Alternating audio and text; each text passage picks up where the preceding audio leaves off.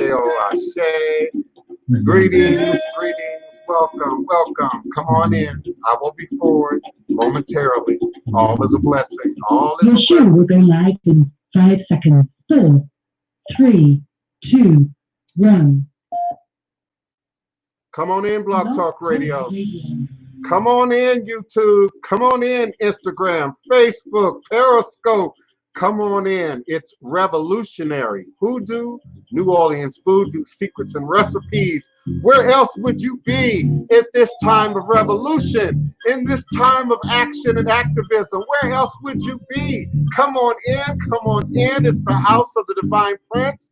Come on in. Thai Potions. Come on in. Hoodoo Central. Come on in.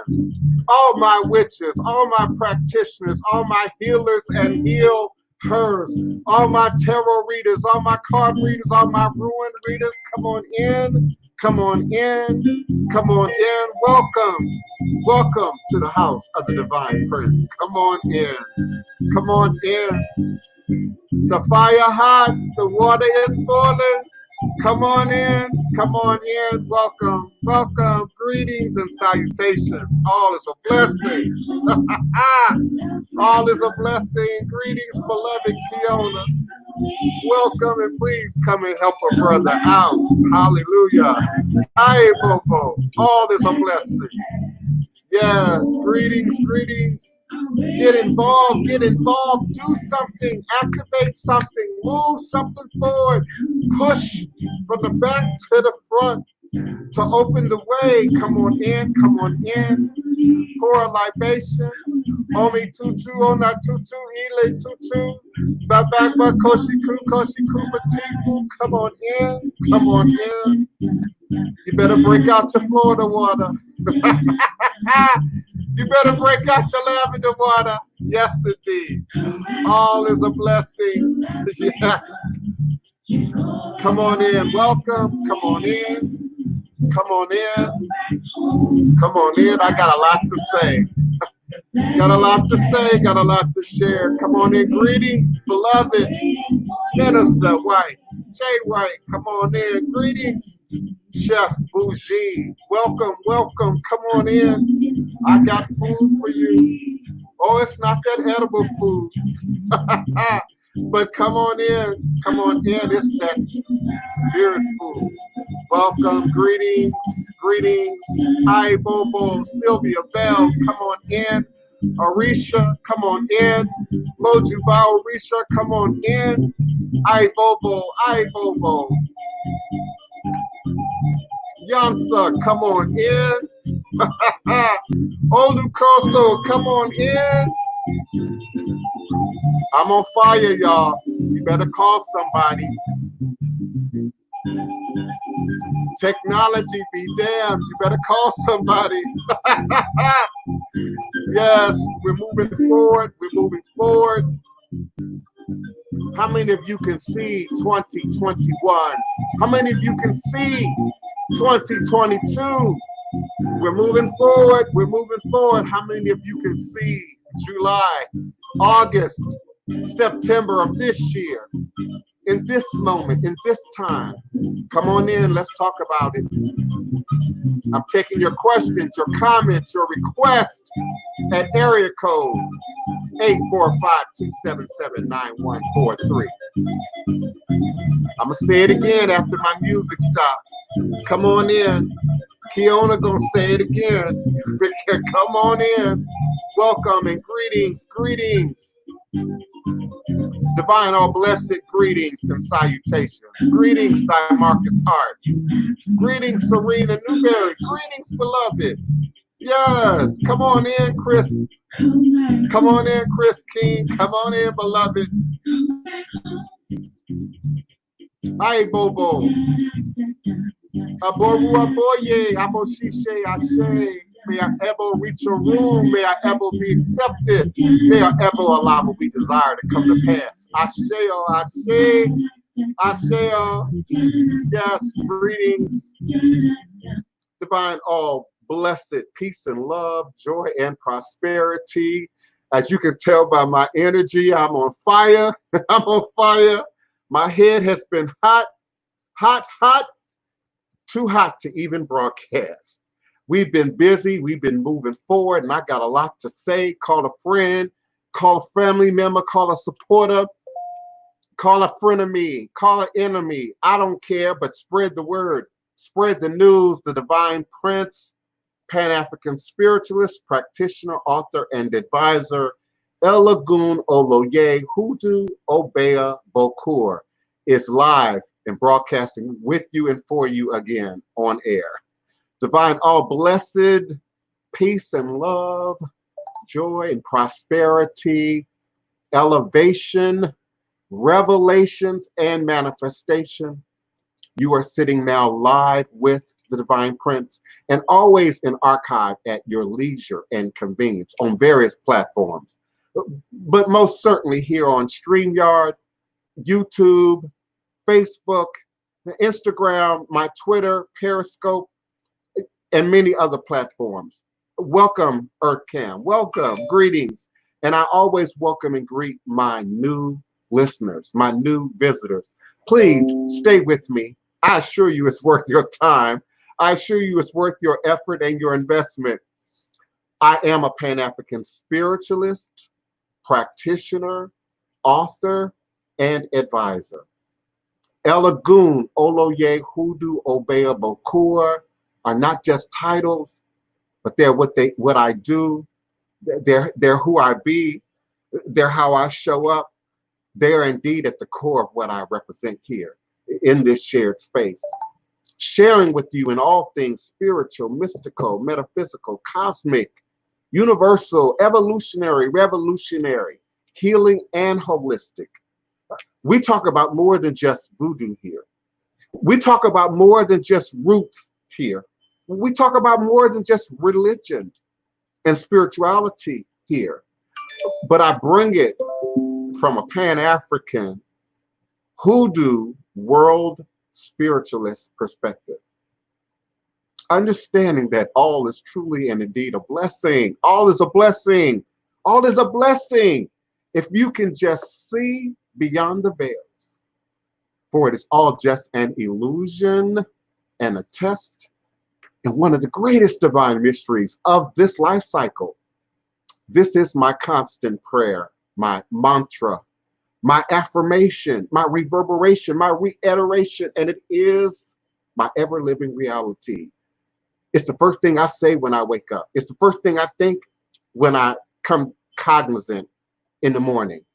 It's the first thing that I move in, move through in, operate in, at any crossroads of life, in any endeavor, even the illusion of the challenge, even the illusion of the problem, even the illusion of the complexity is an opportunity for me to grow, for me to increase, for me to further move, not just myself, not just I, but we say I and I. Rasta say I and I. It means that if there be a God, I be God also. If there be a God, you be God also. If there be a God, that goddess, that universal power must operate in and through you, and through I.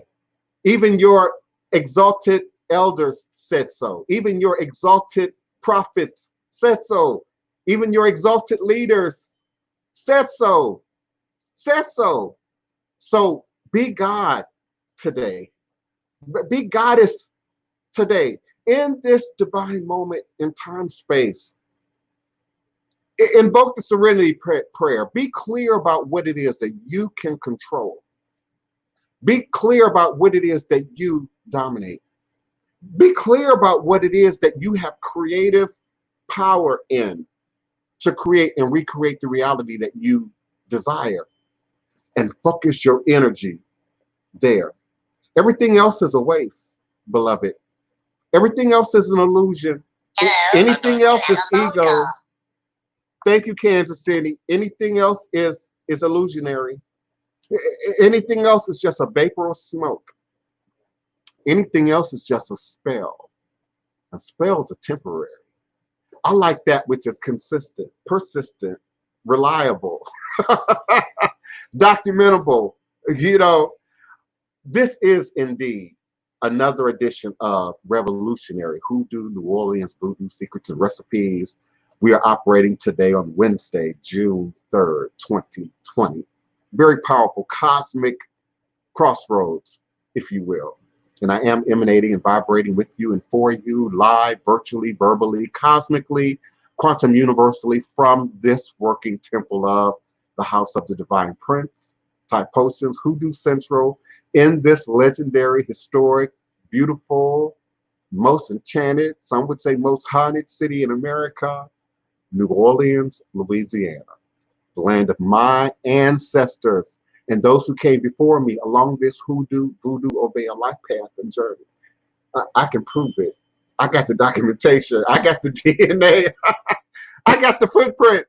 But I also had the story as it is passed down from my ancestors through my relatives. Because remember now, ancestors and relatives ain't always the same thing. Okay. And so we must have a footprint.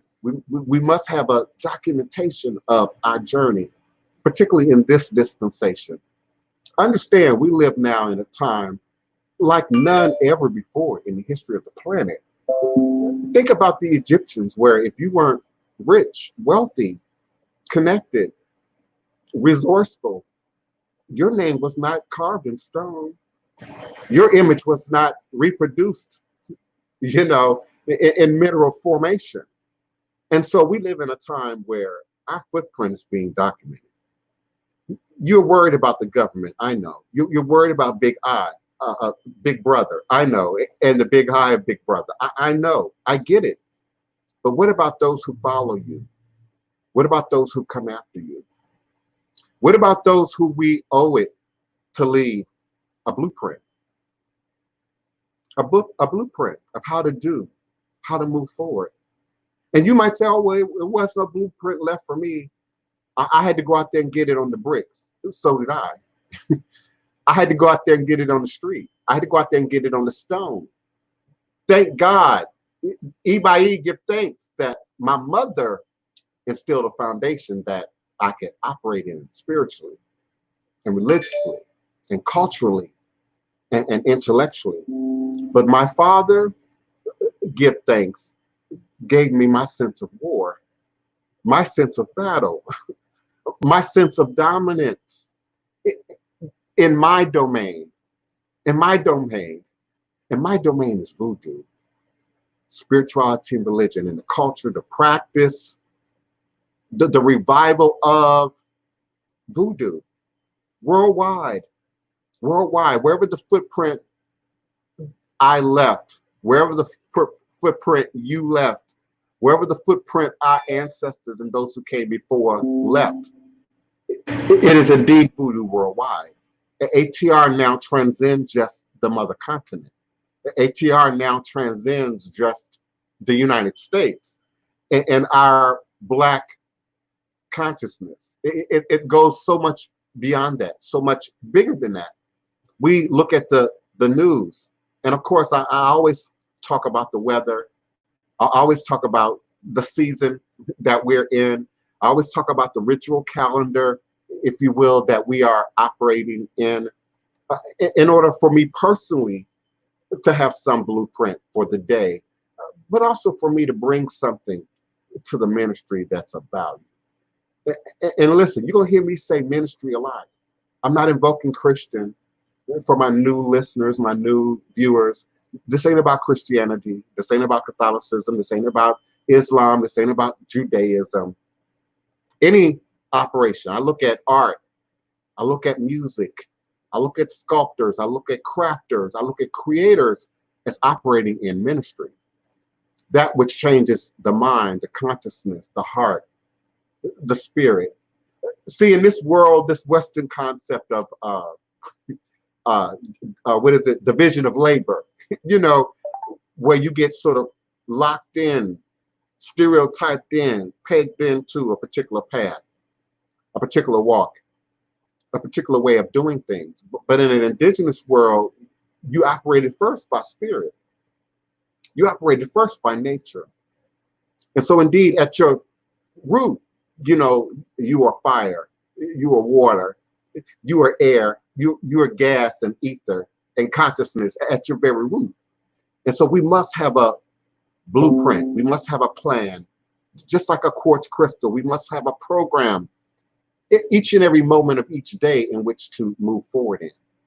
When you get caught up in the depression of the news, when you get caught up in the negativity of the news, when you get caught up in the negativity of the day, which is always relative. Everybody doesn't like the rain. Everybody doesn't like the wind. Everybody doesn't like thunder and lightning. Everybody don't like dirt, you know, beneath their feet. So there's a relative truth speaking. But in an absolute sense, gods and gods must move forward. Gods and gods must recreate and create a reality that mirrors their image, that mirrors their likeness, that mirrors their inner standing. Forgive me for not keeping up with my chat. Y'all know once I get talking, sometimes I lose track of the chat, and the chat gets to rolling on me and moving away. So I'm not ignoring anybody. Greetings, everyone. Please show due respect to Kiona, our chat room moderator. She's our administrator of the chat room and helps keep things moving smoothly. Make sure that I do see you and acknowledge you. She makes sure that that happens. Peace and love, Royal Highness. Peace and love, Savannah Bowie. Greetings, greetings. Come on in. Please come on in. I have so much to say. Priya Yoba, come on in. Kayla, greetings, beloved. Come on in. Come on in. I have so much to say. The house has doubled. Did you hear me? The house has doubled. Oh, I'm not talking figuratively, though that is already out there. That is already in the ether. I'm talking about literally. In the last week, in the last 5 days, I've doubled shrine space for ancestors.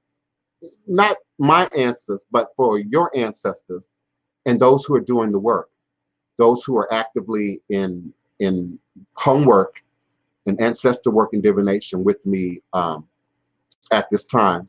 Also to my clients, of course, and those who I feed ancestors for, those who I do work for. So we've doubled the size of the shrine, the table, the room, and indeed the temple space. And so they say, if you create it, they shall come. You have to have your hands open to receive the blessing. You have to have your hands open to receive the opportunity. And that is indeed literal and figurative. If your mind ain't open, what good is it that your hands are open? If your heart ain't open, what good is it that your hands are open? If you're not intellectually open to it, what good is it that your hands are open? So indeed, please be. Greetings, Justice. Greetings, beloved. Greetings, Tamara Bragg. Greetings, come on in. Greetings. So please be open. Be open at every level. The ancestors are moving right now. I don't have to say it. Just follow the reviews. I don't have to preach it. Just pay attention to the chat room. Greetings, Hoodoo Occultism. Greetings, beloved. Greetings. We are growing. We are expanding. And so we need room for readers. We need room for practitioners. We need room for ministers who are operating in the realm of ATR, who are operating authentically in the realm of hoodoo, voodoo, conjure, root work. This is not just figurative. I need to hire readers like yesterday, but qualified readers, qualified ministers, qualified. Healing business is serious. Revolution is serious business. Healing is serious business. Spiritual consciousness is spiritual business, is serious business. Doing battle in difficult and blocked situations is serious business. So I need qualified individuals. I have godchildren right now who are in the pipelines to be phenomenal. Oh my goodness. Oh, hi, Bobo. Oh my goodness, they are phenomenal. Phenomenal. And they're going to break ground like Ogu. When they set their foot on the ground, the earth is going to crack beneath their feet. The lightning is going to strike through the sky. These practitioners are powerful, powerful. in their late 20s, in their 30s, in their 40s, powerful practitioners. Work who, if I put it on screen right now, you would think it was my house. You would think it was Haiti. You would think it was Cuba. You would think it was Nigeria, Congo land. Oh yeah, that real, that authentic. And they are already in the pipeline to be healers, practitioners, readers, spiritualists, voodoo priest and priestess, Orisha priest and priestess, Obia practitioners, those who operate with both hands. And so I welcome you. I honor you. I am humbled by the power of your ancestors, for it is your ancestors that bring us forward.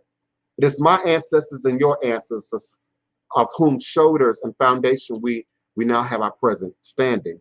So I'm grateful for this time, this season, this weather, if you will, of coronavirus. Now, the unfortunate thing is the weather has been altered. The weather has been altered. I remember a time when I was begging you to protect yourselves. I was begging you to stay in the house. I was begging you to wear your covers because this COVID-19 is out there, you know, and we talked about it being a black thing and black people dying in large numbers from this coronavirus and in our community. And then you listened, and then you started wearing masks. I had some of you contact me personally and say, listen, you know, I wasn't buying this. It was a bunch of BS and it was a bunch of conspiracy, but I'm going to follow your advice. I'm going to pay close attention to the CDC and the news, and I'm going to do what I need to do for myself and my family. And many of you absolutely did. And then what happened? Then what happened?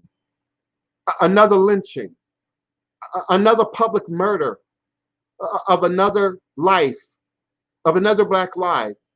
And it drew, and it continues to draw thousands of the most vulnerable, our people, out into the street. Now listen, I'm not suggesting it's a conspiracy. I'm just saying. I'm not suggesting it was pre-planned. I'm just saying, how convenient. How convenient for population control. First, you can create an environment, a deadly infectious environment, okay, and say, stay home. But then you do the one thing that gets even the meekest of us riled up. It even gets grandma and grandpa riled up. It even gets your normal daytime show hosts and nighttime show hosts who normally have their lane, comedy or drama or news or whatever, but it brings them out of their self. Lynching brings people out of their self. Lynching brings us to ourselves, but then it brings you out of yourself at the same time, because the younger you are, the less of a plan that you have, the less direction you have. Okay, we're gonna tear some stuff up. They're gonna act a fool. I acted a fool back in the day. I've had my experience with protests. I've had my experience with riots. I've had my experience with being young and immature. I've had my experience with being mature and understanding what a plan is, a plan of action. But we have to be clear. We are at war. I've been saying that since the first week of March, y'all. We at war. What part of that don't you understand?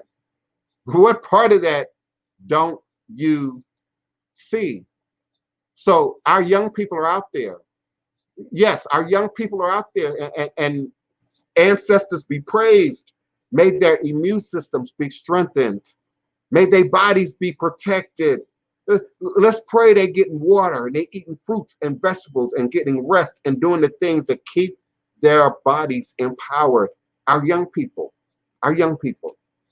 But let's also pray that they don't, and plan, because you can't just pray, you got to take action, that they don't bring that back to grandma and grandpapa and their parents and their family members and spread the virus. Let's be careful while we be revolutionary. Let's be careful while we be activists. Let's be careful while we activate and motivate and push people to do and to move forward. Because you armchair revolutionaries and those behind the computer and behind the technology, you also have a role. Guard your role. Ancestors see you. Ancestors see me. Ancestors see all. So guard your role. Take responsibility for your role. Take stewardship for your voice. Take authority over your platform and make sure that you aren't miseducating. Make sure you aren't promoting propaganda. Make sure you aren't pushing drama forward. And before I get too far ahead of myself, my call-in number is area code 845-277-9143, 845-277-9143. When you're ready with your question, comment, or request, do press the number 1 on your telephone keypad. This will allow me to unmute your mic and bring you into the conversation here on Blog Talk Radio. Of course, if you are on all of my visual, video, YouTube, Facebook, Periscope, and there's a chat box available, do type your questions, comments, requests in all capital letters in the chat. This allows me to see them more clearly. This also allows my chat room moderator, Keona D. Carter, to also see them, which helps me to see them. I got more than 2 eyes. I got more than 3 eyes. I got many eyes, like a Hindu goddess. I have many eyes. So be mindful, be respectful. Know that all that we do is about our connection to the ancestors. All that we do is about our connection to spirit.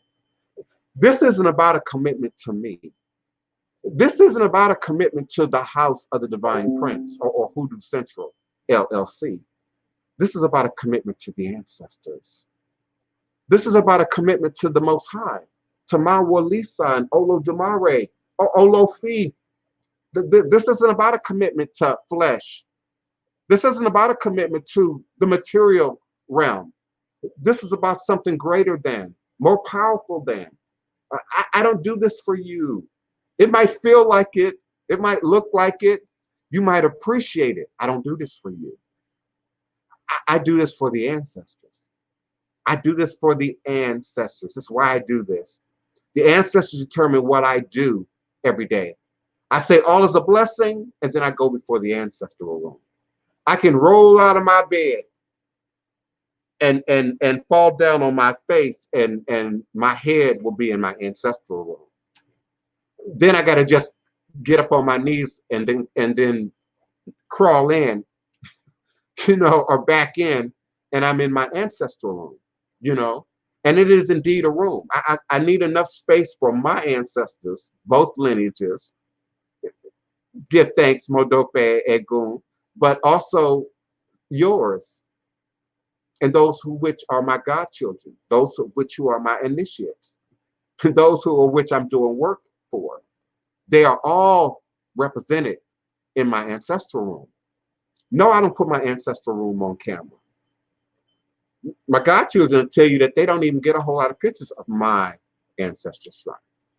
They get pictures of their own, and they get pictures of instructional photographs that we have that demonstrate shrine work. But I don't let a whole lot of people look at my shrine.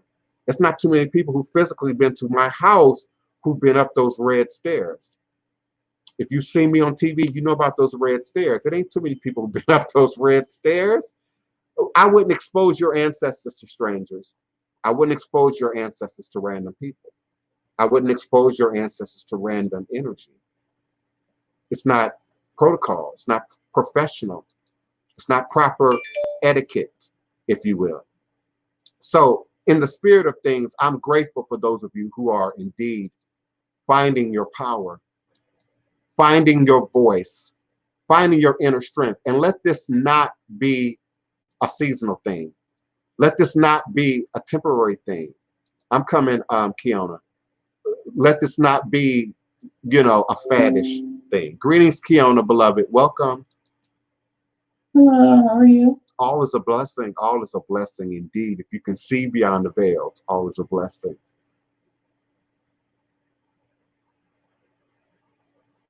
I'm super excited for everything that's taking place, but I'm also saddened by everything that's taking place because across the world, but especially here in America, our black men are targeted. Black We people, have but to particularly do black men. something. Listen, I want to make it clear. Yeah. Black people. I want to make it clear because that's become a political issue now. That's become a thing to be debated now. We're seeing it in the social media platforms. I don't particularly want to say which individual or any particular group of individuals, but we now have to be clear about what Black lives mean. Black lives matter, right? All lives matter, right? That's what they say. Humanity matters, right? But why is it that in the so-called Black conscious community, we still have this division, male and female, and transgender, and the gay versus Black? You know, why is it that revolution has to always have this Black masculine male face? Yeah, we like to elevate warriorism in our community, but we got female warriors, we got transgendered warriors documented in history. You all do know Hesesha, right? You all do know the story about Hesesha, right? Who dressed like a man, wore the garments of a man, wore the vestments of a man. You all better look at Queen Nzinga in Angola, who had many husbands, and many wives. You all don't know your history. You all don't know the story. So we can't say revolution is just for the man. We can't say revolution is just for the Black woman. We can't say revolution is just for the Black family. Well, what does a Black family look like? I'm a part of a Black family. I come from and I'm a descendant of a mother and a father and two sets of grandparents and et cetera, et cetera. So I am the Black family. Black lives matter. My life matters. My life matters. I've been trying to tell y'all my life matters since the kindergarten. Don't bring me to tears. I've been trying to tell y'all my life mattered. And while you all marched and protested or did the faddish thing or kept up with the latest thing, I had to struggle on the streets of hard knocks. Where was my protection? Where was my defense? I had to go to Catholic Charities. I had to go to Salvation Army. I had to go to the government. I had to go to the county office. Where were the Black institutions to protect me, to hold me up? Where are those institutions to defend and protect me now? And listen, that's not a plea. That's not a call. Not for me. Not for me personally. If you can do that and provide that and we can grow that in our community, great. But I rely on my ancestors. Thank you very much. I rely on my ancestors. I rely on the gods and the goddesses of my ancestors. Thank you very much. All is a blessing. Thank you. Because if I waited on you, if I waited on my neighbor, my frenemy, my community member, my family member, my relative, I might not be here today. Without this voodoo, I would not be here today. Without this voodoo, many of you would not be here today. And without the intervention and the defense from our ancestors, many of you would not be here today. Greetings, Geneva, beloved. I'm sorry, not Geneva. I have a girlfriend named Geneva. Guinevere. Greetings, beloved. Welcome for being a part of this show again. So I rely on my ancestors. I rely on the voodoo for all things. I love my mama. Me and my mama have a great relationship. My mama listens to the show. My mama calls into the show. You all have heard my mama. Well-known evangelical minister, book author, proud to say it. You all know about my mama. But I acknowledge ancestors first. I acknowledge the Most High first. And therefore, that power, that respect, that love, I can't treat my mother any less than I would my ancestors. I can't treat the baby and the child any less than I would the ancestors. So revolution is about action, activism, doing something. And I'm overjoyed and humbled by the move of action that's happening in many of our communities right now, not just here in America, but throughout the world. And you've heard me say before that some Black Americans have a very limited understanding and viewpoint of our Black existence. We only see through this prism of what's right in our face right here, Black and white, American enslavement, American white supremacy. We're not thinking globally. We're not thinking internationally. And we're seeing a global and international move of support right now that has never happened before, not like this. That has never existed before, not like this. And so it's an opportunity to take the bull by the horns, Kiona, and move beyond just what might not be right temporarily in our lives in the moment. And many people come to, not just come to me, many people come to religion, go to the doctor, seek emergency help when things are at their most urgent. How many of you have I said, oh, I wish you had. And it's when they get paid the most. Yeah, and how many times have y'all heard me say, oh, I wish I had called me before it got to this point? Why didn't you call me 6 months ago, a year ago? Better than the cure. And I'm going to point you right back to the ancestors. That's the first line of defense is the ancestors, whether you're initiated or not. See, listen, you don't have to be initiated to operate in ancestors. Now people initiate and learn the practice, the tradition of ancestors and how to do that within their lineage. And that's what ancestral work in divination does. But anyone under the sound of my voice of any ethnicity, you either acknowledge or deny your ancestors every day through your actions. Through your actions. And so those white people who are standing up, who are out there, who are protesting, who are willing to risk life and limb for what's right, I applaud you. It's about time, and I applaud you. But I also don't want to deny those who may have struggled to fight and lost their lives in the past, in the civil rights movement, in the antebellum South. You know, so we must acknowledge those who are willing to stand up and acknowledge and do the work. I wanted to, before I get too far ahead of myself, Kiona, I want to share with you all. It's a program. Before you share, could you move that comment down because we can't see your face? It's too big. Oh, okay. Sorry to interrupt. I want everybody to be able to see it. I hear you. Thank you. That's a technical thing that I absolutely need a moderator for. Thank you, Kiona. Greetings, anyone that I may have not seen in the course of things. Welcome. Greetings, greetings. Daniette Gibbs, welcome, beloved. One of the faithful ancestors, nature, voodoo. Yes, absolutely. Kona Burr, welcome. Am I pronouncing your name right? Kona Burr, welcome, beloved. Regular listener, thank you so much. Thank you for your commentary and your participation. Chris M., thank you, beloved. Thank you for being present. Welcome, welcome. Let me see. Keisha Smith, thank you, beloved. Thank you. Yes, magic starts with knowledge. I mean, how do you do any kind of magic? How do you do any kind of science? How do you do any kind of art without knowledge? Now, it's many creative people in the room.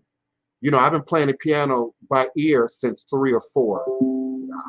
Wapani taught me how to crochet in elementary school.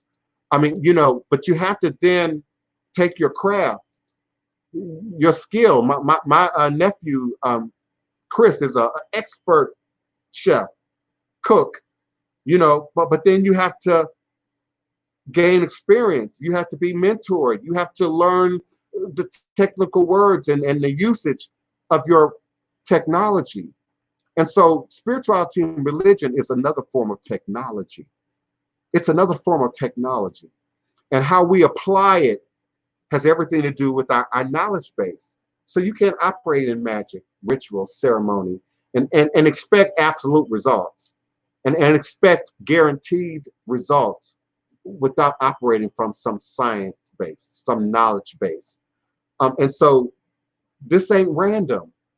This ain't throw a whole bunch of stuff together that might look interesting or that might look spooky or that might look intriguing. There's an absolute science behind how we operate in our ancestors and get response from that and get healing from that. But thank you, Kiona, for that with the chat. And keep an eye on that for me because I'm about to share with you. It's a document, it's an audio program through NPR. It's called A Decade of Watching Black People Die. It's produced by a program on NPR called Code Switch. I could either read it out loud or I could play it. So I think I'm going to play it for you, if you will.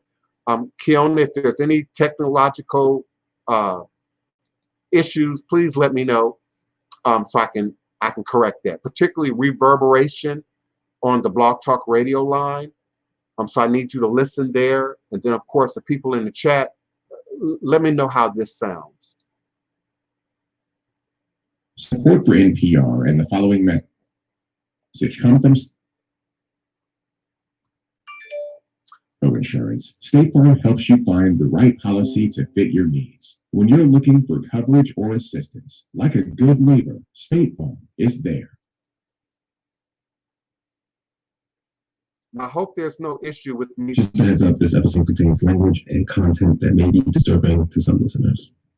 I'm Gene Demby. I'm Shireen Marisol Maraji, and this is Code Switch from NPR. The family of a Kentucky woman shot and killed by police is demanding answers. The former cop and his son, both white, are accused of killing the unarmed black man. Thank you, Kayla. News from Minneapolis. Violent protests raged for a second straight night following the death of George Floyd after being arrested by a Minneapolis police officer. Last night, protesters turned their attention to the city's third police precinct. The last few weeks have been filled with devastating news. Stories about police killing Black people. And what is sick is that these stories have become the kind of news that we in the business call evergreen. They're stories that are always relevant and always in season.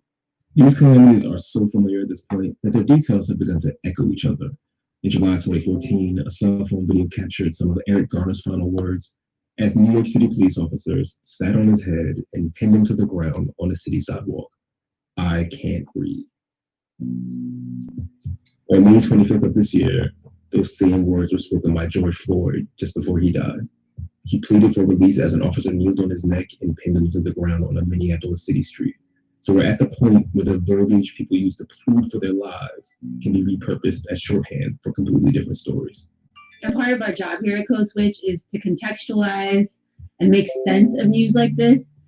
But Gene, it's hard to come up with something new to say, things we haven't already said, or things we haven't already recorded protesters saying when we were both in Ferguson in August of 2014 after Michael Brown was killed by the police, or when we were in Baltimore after Freddie Gray's death. I spent the day with junior high school kids in West Baltimore, where Freddie Gray was from, on the first day they let kids return to school after all the protests, and I will never forget the 8th grade boy who raised his hand to ask, why have white people been killing us since slavery, and they're still killing us? He said that on Wednesday, April 29th, 2015. Since it's so hard to come up with any fresh insights about this phenomenon, we thought we would look back to another time when the nation turned its collective attention to this perpetual problem. I'm Jamil Smith, senior writer for Rolling Stone magazine.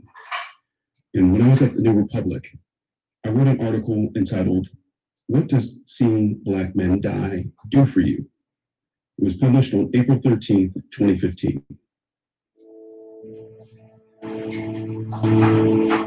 We get to see Black men tortured or killed by police a lot more often these days. So it's worth recalling why, a generation ago, it mattered so much to see what happened to Rodney King. Now the story that might never have surfaced if someone hadn't picked up his home video camera. We had certainly seen the black and white photographs and videos depicting police abuse of African Americans, and we'd seen the grainy images of lynchings past. But the conventional ignorance was that this wasn't the America we lived in now. Police officers beating a man they had just pulled over. This was the early 90s, after all.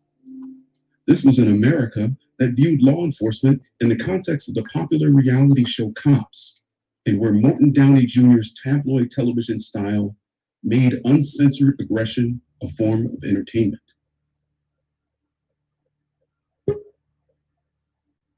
But when George Holliday's video surfaced, struck him with batons between 53 and 56 times. It signaled to a lot of citizens just how bad police violence visited upon marginalized communities actually was. 6 kicks and 1 officer, 1 kick. People either didn't know what was happening or were willfully ignorant of it.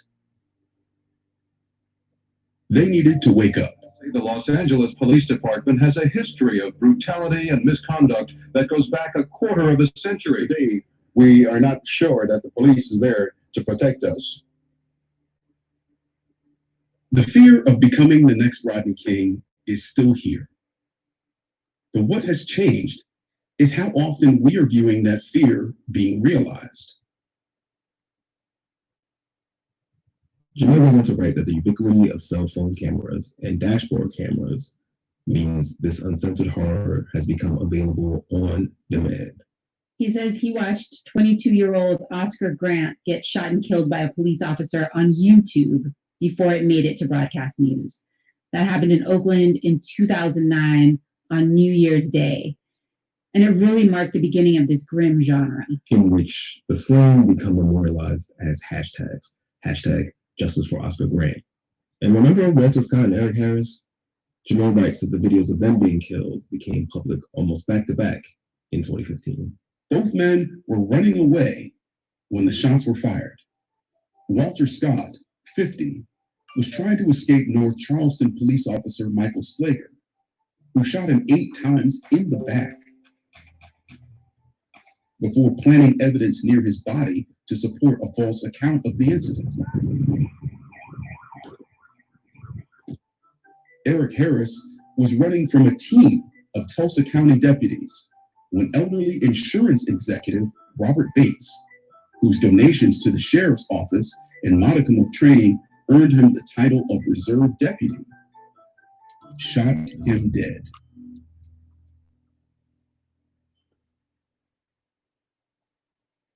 Scott's death looks even more brazen than the inexcusable shooting of 12-year-old Tamir Rice in a Cleveland park last November. In fact, many of the videos carry eerie and terrible echoes of previous incidents. As in Oscar Grant III's death in 2009, Bates claimed he meant to pull his taser, not his gun, before shooting Harris.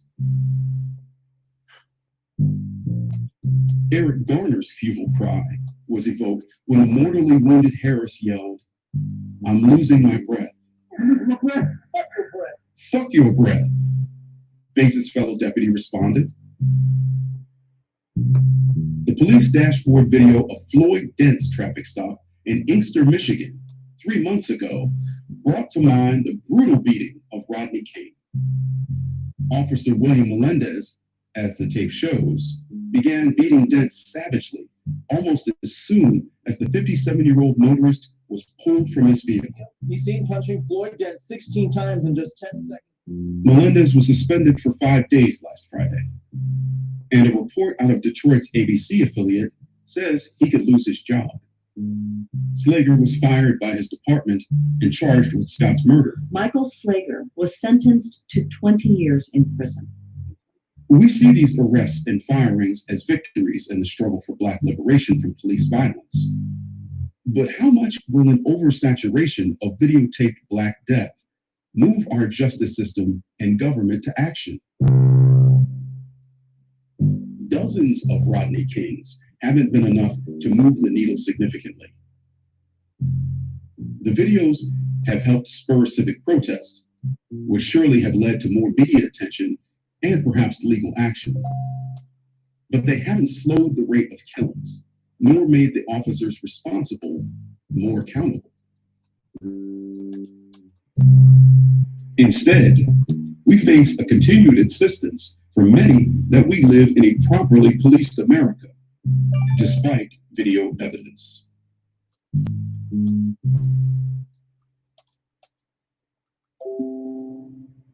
That rosy-hued narrative gets a boost from current and former law enforcement professionals like Howard Safir, who came to the defense of good cops in Time magazine after Scott's death. Quote, "Our citizens gain nothing from demoralized police forces that believe they do not have public support," unquote, wrote the former NYPD commissioner. Quote, "Demoralized forces will not be as effective as they can be, and that would have a tremendously negative impact on public safety," unquote. Keep in mind that we just watched an unarmed man gunned down from behind, then handcuffed and framed for an assault as he lay dying. It was later disclosed that Slager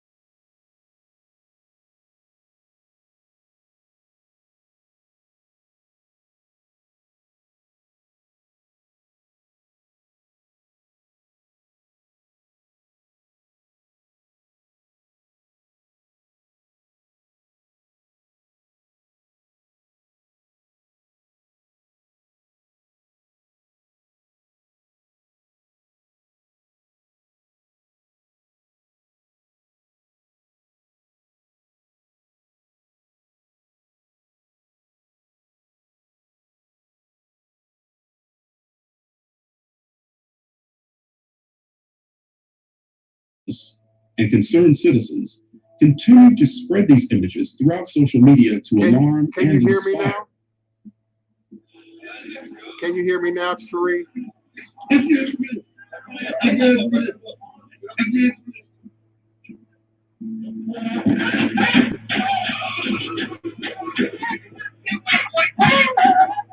But to what end?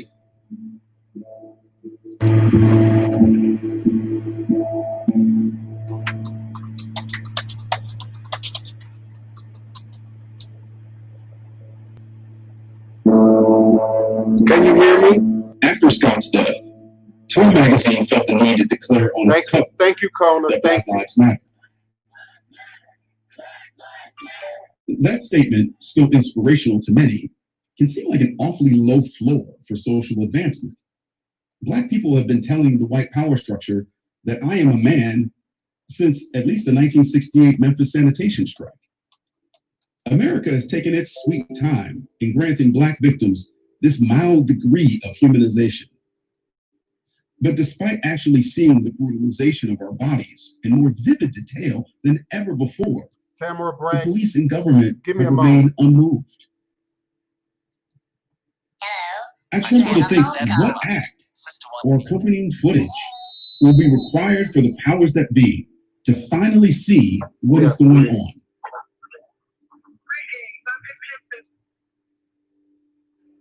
I can't hear you.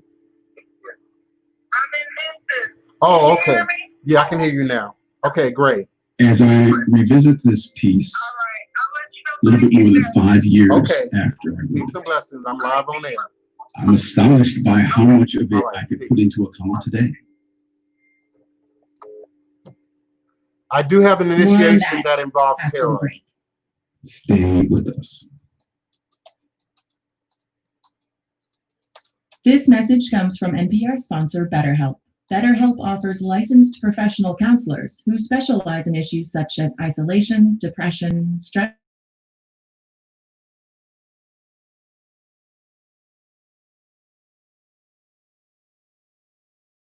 time and your own pace. Schedule secure video or phone sessions, plus chat and text with your therapist. Visit betterhelp.com/code to learn more and get 10% off your first month.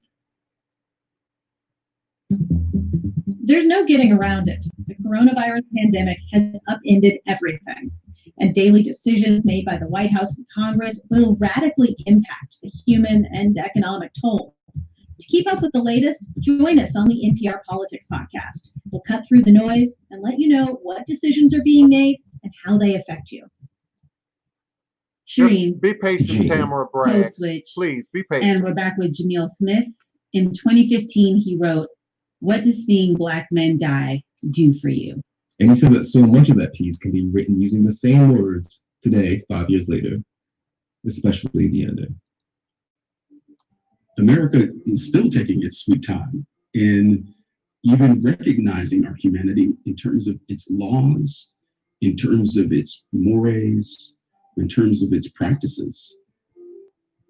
And I say America in a larger sense, not simply the law enforcement folks who would spray tear gas on protesters outraged by George Floyd's death in Minneapolis. The man sprung for his mother and his life under the knee, the literal knee of law enforcement. These folks letting tear gas shot at them during a pandemic that attacks our pulmonary system, a pandemic that's attacking Black communities disproportionately. We can't ignore it. The power of that image, especially when juxtaposed when the armed demonstrators in Michigan threatening lawmakers in an effort to essentially want to die faster or want the right to die faster, is a real encapsulation of where we are in this country and the fact that we have not moved an inch since these videos became so popular. So we have to understand, what is their value? When are we going to see the kind of change that this kind of shock and awe should be provoking? When we take action. We'll see that change when we take action. I know y'all want to talk about hoodoo and foolishness, but if revolutionary voodoo is about change. After writing this column, I realized that there are a lot of contemporary references within it, and I think that's helpful for people who are reading it at the time. However, the reference to being the next Rodney King, it almost seems antiquated at this point. It's been several Rodney Kings. I think that, yes, my generation, Generation X, was afraid of being the next Rodney King. And I think that perhaps I based it a little bit too much in my own experience. I do think that there should have been maybe a little bit more grounding in the historical nature of how our bodies have been treated as souvenirs, and our deaths been treated as something to be celebrated or even traded amongst people as postcards, and pictures of our lynchings traded amongst the spectators, parts of our bodies after being flayed and burned, traded and sent to people and kept by the murderers. I think that when you look at these videos and you understand how little of an impact they've made on the policies required to make what's happening in those videos stop happening, those souvenirs, they don't really do much else other than traumatize us.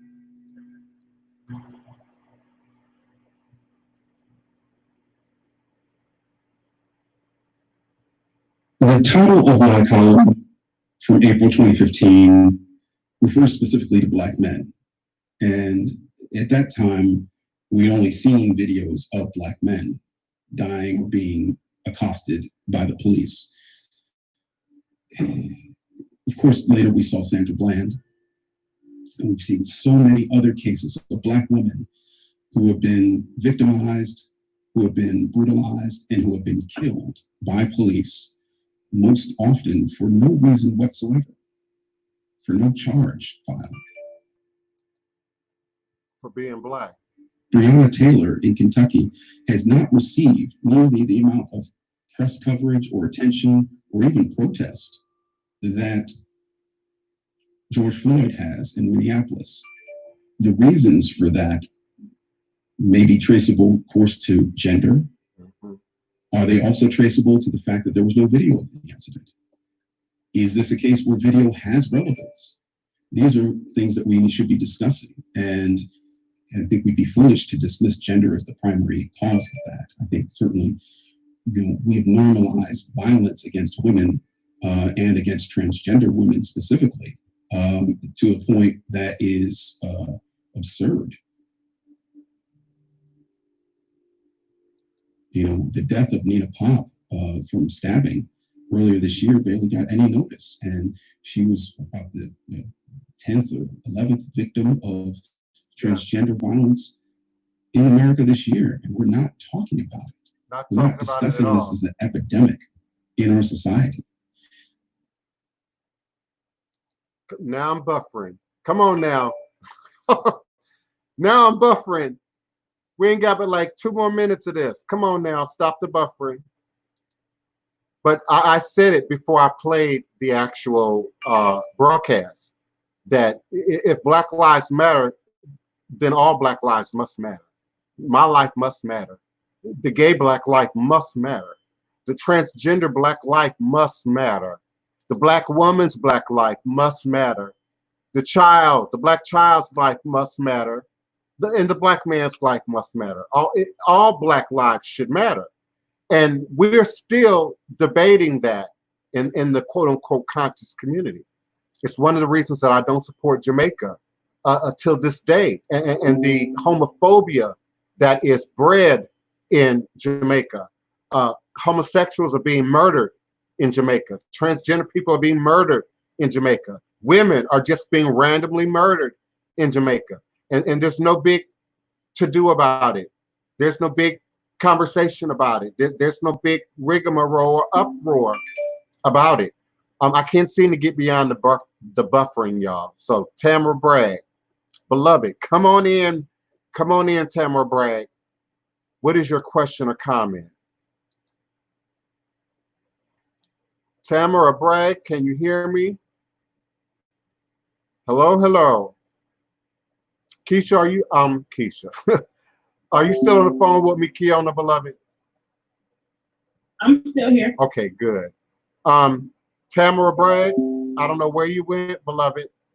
Now's your opportunity. Thank you so much, Cherie Thomas, by the way, for being here and being a contributor to the conversation and the activity on the show. Thank you, Chef Bougie. Yes, we are seeing action now from our young.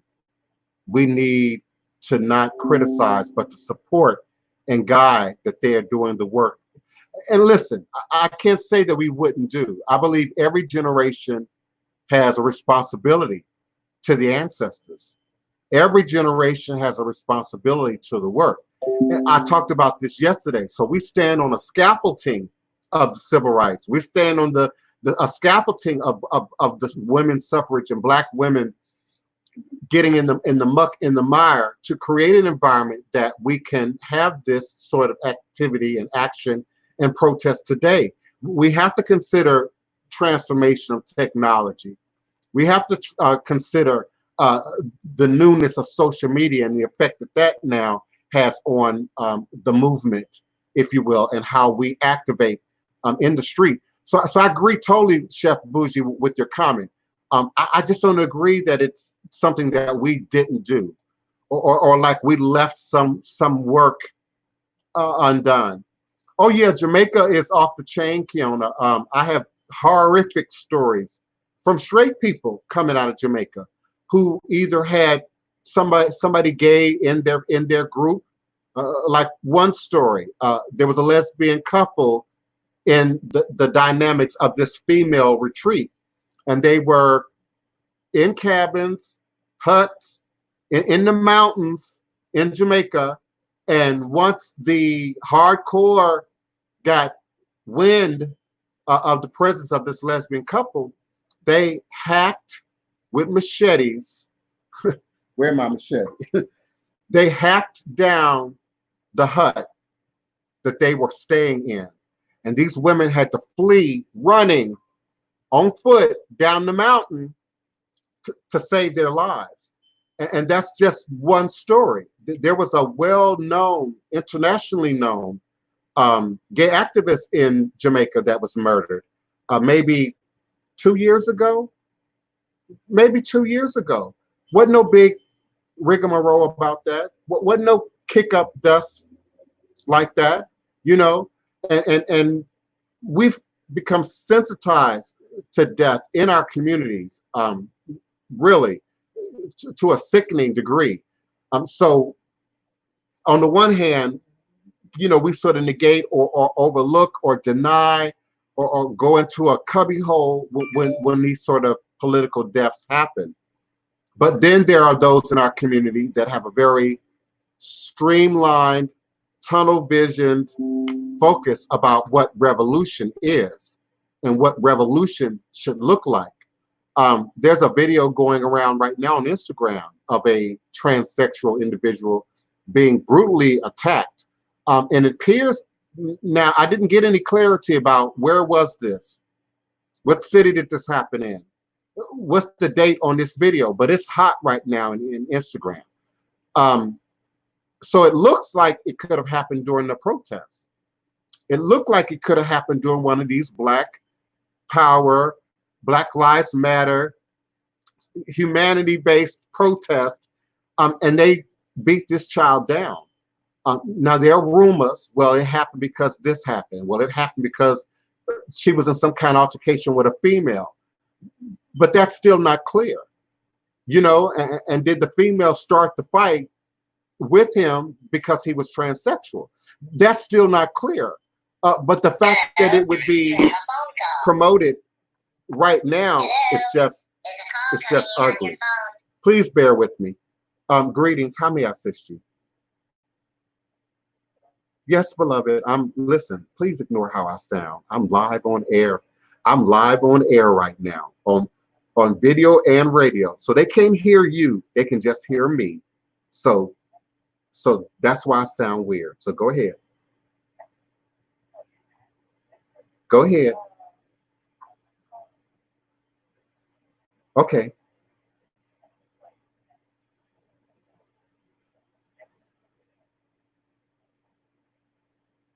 Okay.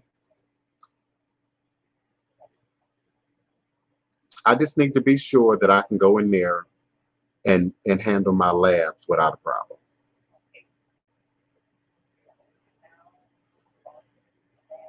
Forgive me.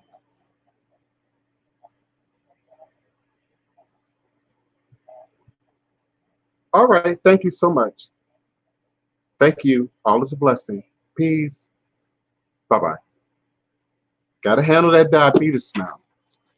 I get asked about that a lot. You know, what role does my voodoo play in the diabetes? And it plays a great deal of a role.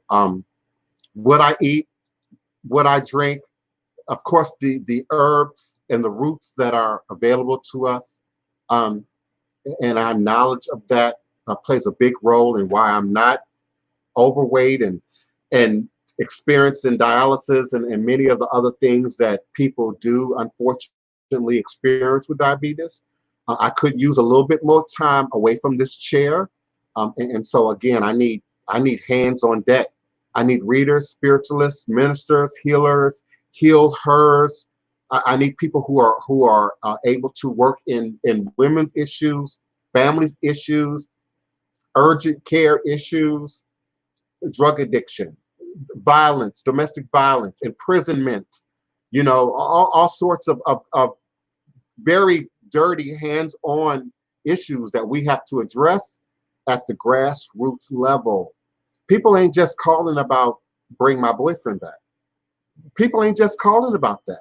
People are calling about real world reality stuff. And they're looking for a fix. They're looking for a repair often a magical one, often right now and in a hurry and in 24 hours and 3 days, that kind of stuff. And so that can only be done with professional expert practitioners who have some experience behind them, who have some documentation behind them, who have some footprint behind them. And where that does not exist, we're here to provide it. We're here to give the instruction and the initiations that are necessary to bring an individual practitioner up to par to where we need them to be to operate within this virtual and literal temple space. We have a physical temple space here in New Orleans, and we always have. It's just doubled in the last week. So now those of you who've been here know half of the house. Now it's the entirety of the house. It's House of the Divine Prince. So we have more space now for readers. We have more space now for clients. I can book more appointments now, relatively speaking, whether it be physically or virtually, but I can't do it by myself. I can't do it by myself. And so I need qualified hands on deck to fulfill many roles. Someone helping me with technology, someone helping me to get my internet stuff together, someone to help me with my social media. No one person can do that by themselves. And certainly no one person can hold a whole entire church or Elay or Voodoo house together without other hands on deck. So I invite you, this is the time. Listen, this is the season for Voodoo. This is the season for ATR. This is the season for spirituality and religion from an indigenous perspective. Unfortunately, the racial aspects have only furthered that.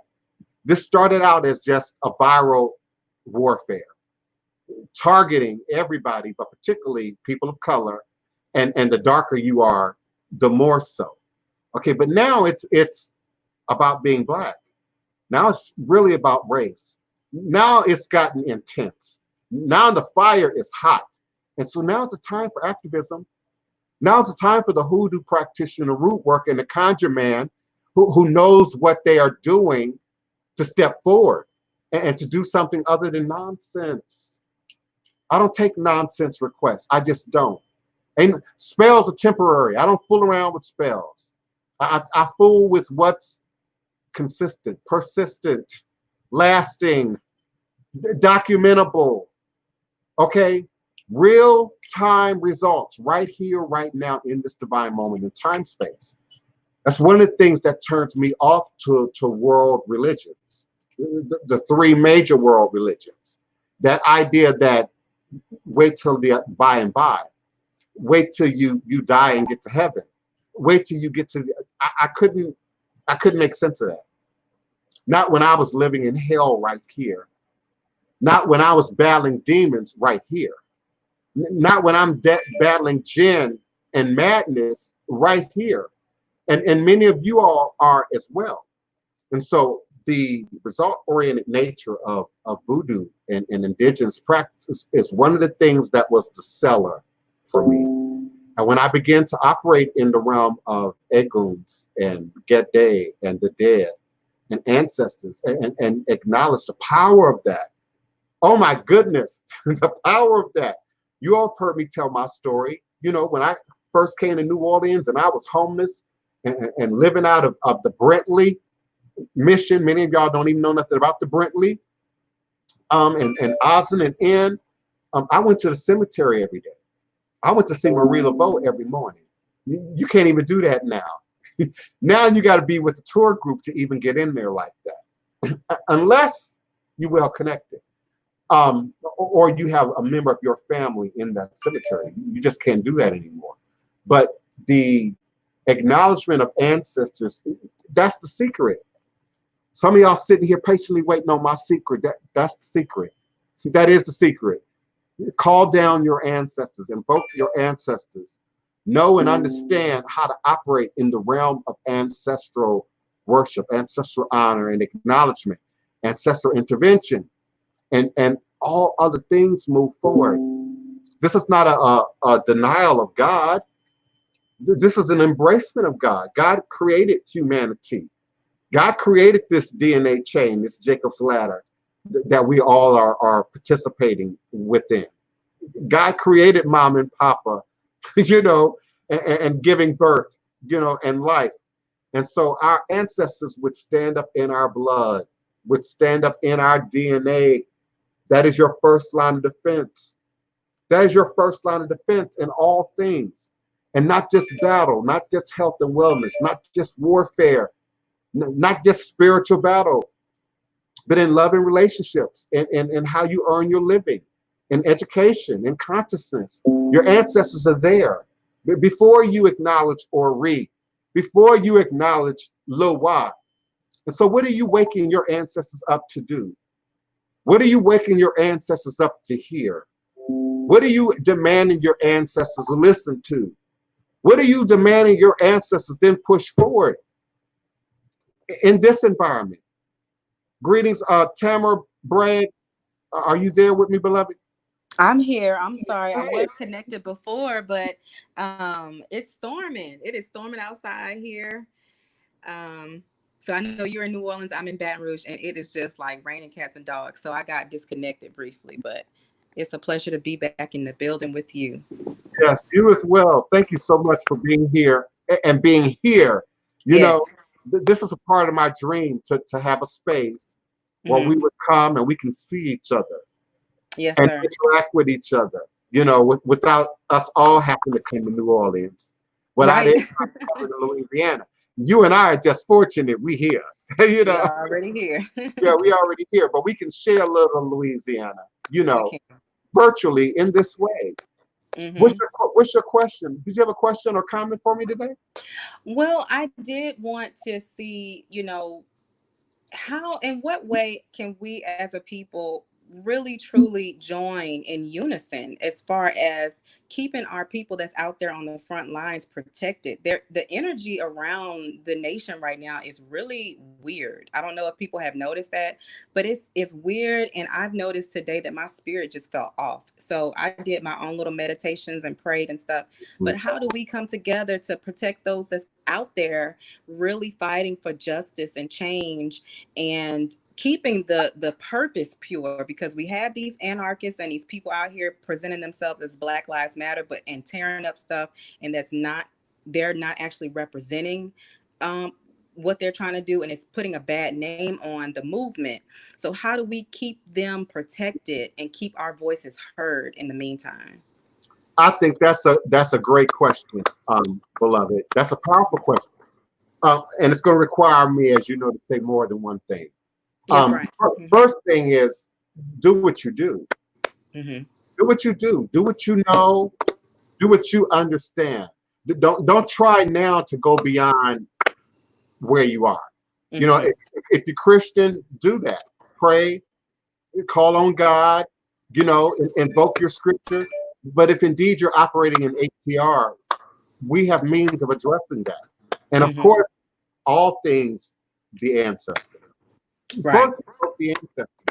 You know, right now I'm living in a little bit of anxiety that I might burn my house because I really got that many candles going in my ancestor room right now. Not just mine, but those of my godchildren, my initiates, some of the people that I'm doing work for, but also these individuals that you just spoke of who are on the front line, out there doing the work.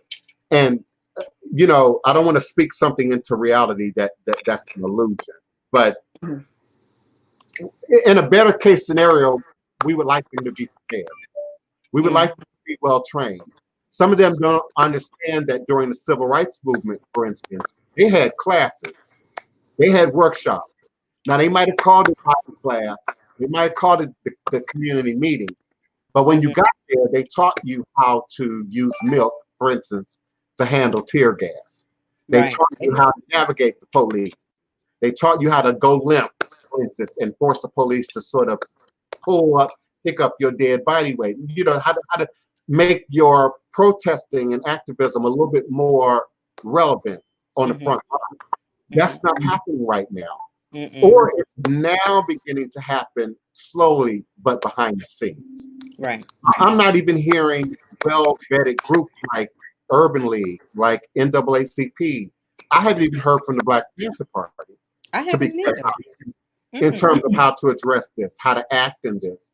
And I've been calling for the practitioners of ATR really since the first week of March to get into battle mode.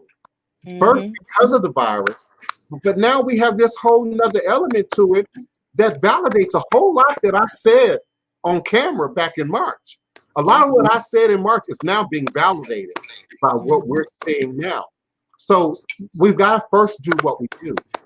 And those of us who do claim to be elevated, expert, professional, mature, have some time in this, we got to focus on new things now, bigger things now than just, and I hate to keep, I'm not picking on anybody. Forgive me if you under the sound of my voice and your concern right now is about your love life. That's not what I'm picking at. I'm picking at those that are under the sound of my voice that want to use conjure and voodoo, hoodoo, and even witchcraft for your petty, carnal, selfish, earth-based, lower-based stuff. And then when there's this much bigger battle that's going on. And as Tamara is suggesting, these people need protection, not just from the virus. They need protection from the police. They need protection from each other. They need protection from these infiltrators that are indeed showing up and breaking out. I saw a video with a white boy, no mask or nothing. I think he had on like your viral mask, but no identity mask. You could see who it was. Take his skateboard and bash out the window. I think it was in New York City. And the young black folks first grabbed that, that skateboard from him and made it clear to him that this is not what we're doing. Right. And the fortunate thing is this is all being caught on camera, Tamara. Right. That's the thing. I was with Rodney King.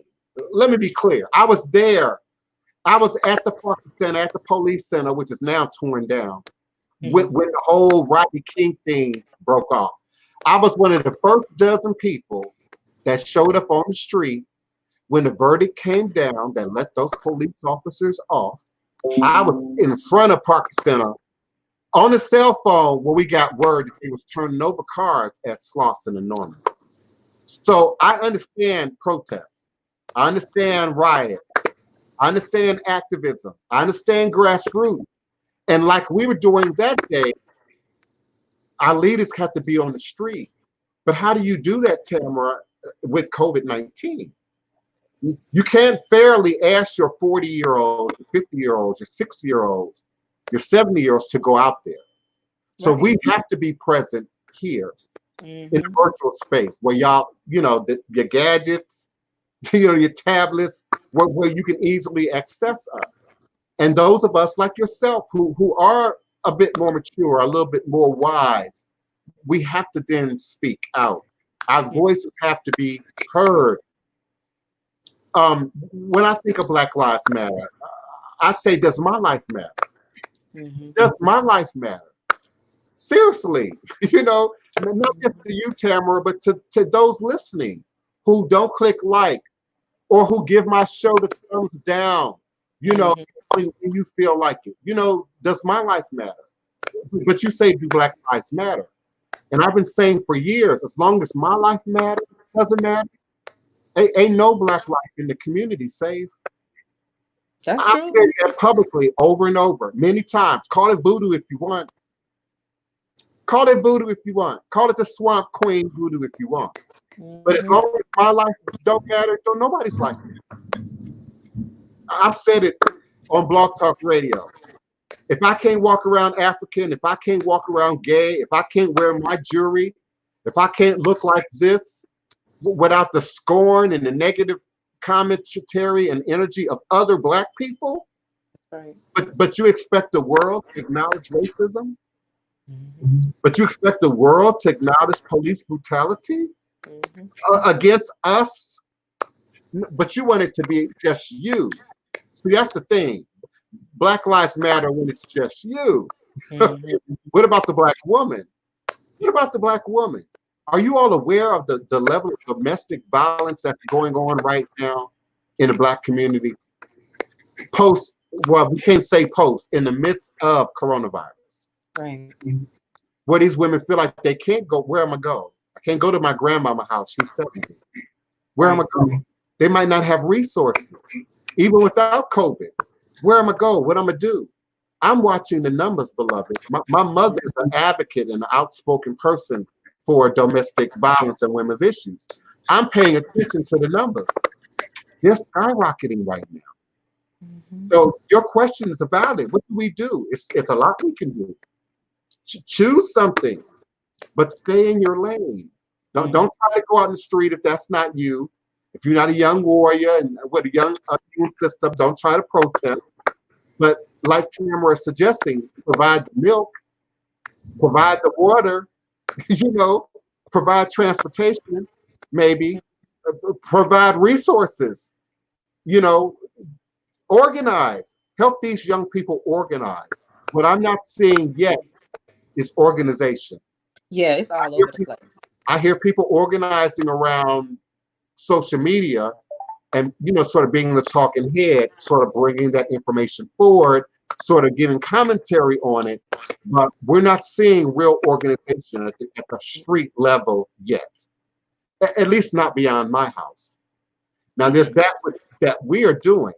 That's why I wasn't here for 3 days. I ain't here because I ain't got power or internet. That's, I'm not here because I'm doing the work. I'm doing the work. And of course, Hollywood South is still not rolling, so we're not filming anything. But the voodoo is in motion, Tamara. Really, people are really, this is not propaganda, hear me. This ain't fad. There are people that are really transitioning because of what's happening right now to ancestor work in divination, ATR. People are really taking Lukumi and Voodoo and Santeria really seriously right now. Seriously. And to me, that's the move of revolution. That's the move of organization. Because before it's been the churches often who did the organizing, who were the center of organizing. And that's a little bit dicey right now because a part of our community is still quite locked in and codependent and trusting of the church. And so I don't want to negate the power of the Black church to do something. I just beg you to do something. I beg the Black Muslims to do something. I beg the Hebrew Israelites to do something. I'm begging the Ephah priests and the Babalals and the Eonethas to do something, to utilize your resources, your platform, your voice, your reach, to empower these people, to heal them, but to also give them resources. We can't keep sending, our young who are untrained sometimes, immature sometimes, to the front line without support, without backup. So some of us are supposed to be doing the healing right now. Yeah. Heal the people if that's your job. Heal her if that's your job. Heal her. Oh my goodness, Tamara, our sisters are hurting. Our sisters are so broken, so broken, and abused and misused by every fraction of our society. You're right about that. And it still don't get enough promotion in my book.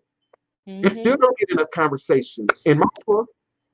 And we look at these movements, they're often being led by straight Black men, heterosexual Black men, dominant, virile, alpha Black men. And we live in a time now with all this technology at our disposal.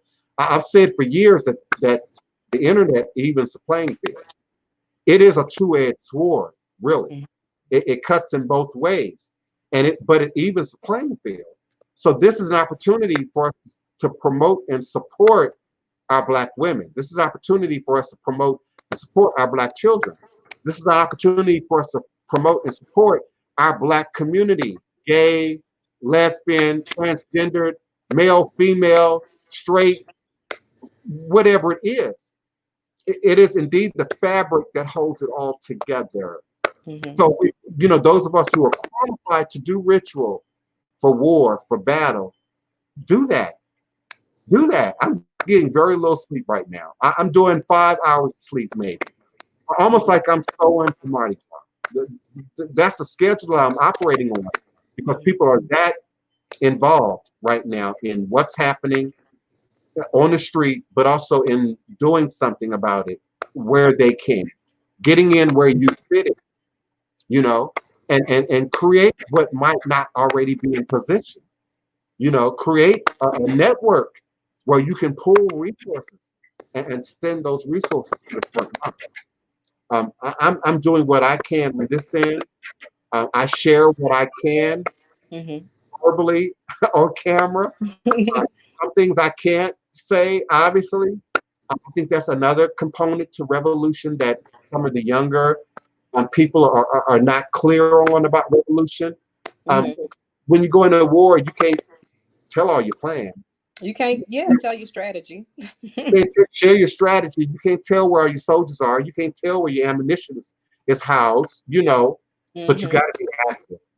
You got to be active and you got to be on the front line. So in all things, invoke your ancestors. Oh, beloved, invoke your ancestors now like you've never invoked them before. They're sensitive to calamities. They're sensitive to pandemics. They're sensitive to civil rights and revolution. This is the time. And if you can't physically be here, you can't physically go home to Mississippi or Alabama, call that out, invoke that out. Get your family to send you some dirt, you know, from grandma's house. You know, connect with your ancestors now more than ever before. More than ever before. Can I ask you this really quickly? Please. I was led the last couple days. I just wake up and I feel this energy of like weeping. And I felt my ancestors when I called them they led me to listen to the Native American powwow music, you know, with the drums. And because I had already been listening to the African spiritual songs with the drums, and the beats and the drumming was so similar with the Native Americans. I was like, wow, it sounds so like almost the same. So I listened to some of these powwow songs, and it was almost like war cries and weeping when they were singing. And I just let it play really loud in the house, and I just felt this overwhelming energy to just cry. And so I would just play a combination on a playlist of the African and the Native Americans. So I wanted to, and I started researching it more the last few days. And the Native American people were saying that they are a part of the lost tribes of Israel. Then I've seen some Black people saying this, the Hebrew Israelites were saying this as well, and that we both have a common oppressor, which is the white supremacy or white supremacists. And anyway, so what are your thoughts on the connection between African and Indian, Native American, and the spiritual systems, and how do you think that they are part of the lost tribes of Israel as well? I have real problems with the whole concept of lost tribes of Israel. Okay. Except for that which is archaeologically driven. Now you have the Mbuti. They unfortunately used to be called pygmies. White folks call them pygmies. We know them now by their indigenous names, their cultural names. The Mbuti, the Hutu, who were part of the massacre in Rwanda. They have been scientifically documented to have DNA which can trace back to Israel. Okay. But I question almost anyone else who's standing on that as a platform.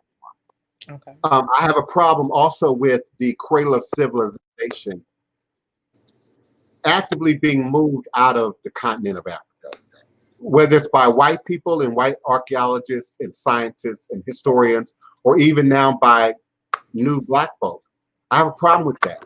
We know archaeologically about Lucy and about humanity and the humanoids coming out of the Rift Valley. You know, the crater, what is it called? Ogabor crater in Kenya. So I have a problem with Mesopotamia, Syria, you know, Israel sort of being placed as the center of the world. I trust the Egyptians. I trust that the Great Pyramids were mathematically and scientifically designed to sit at the center of the world.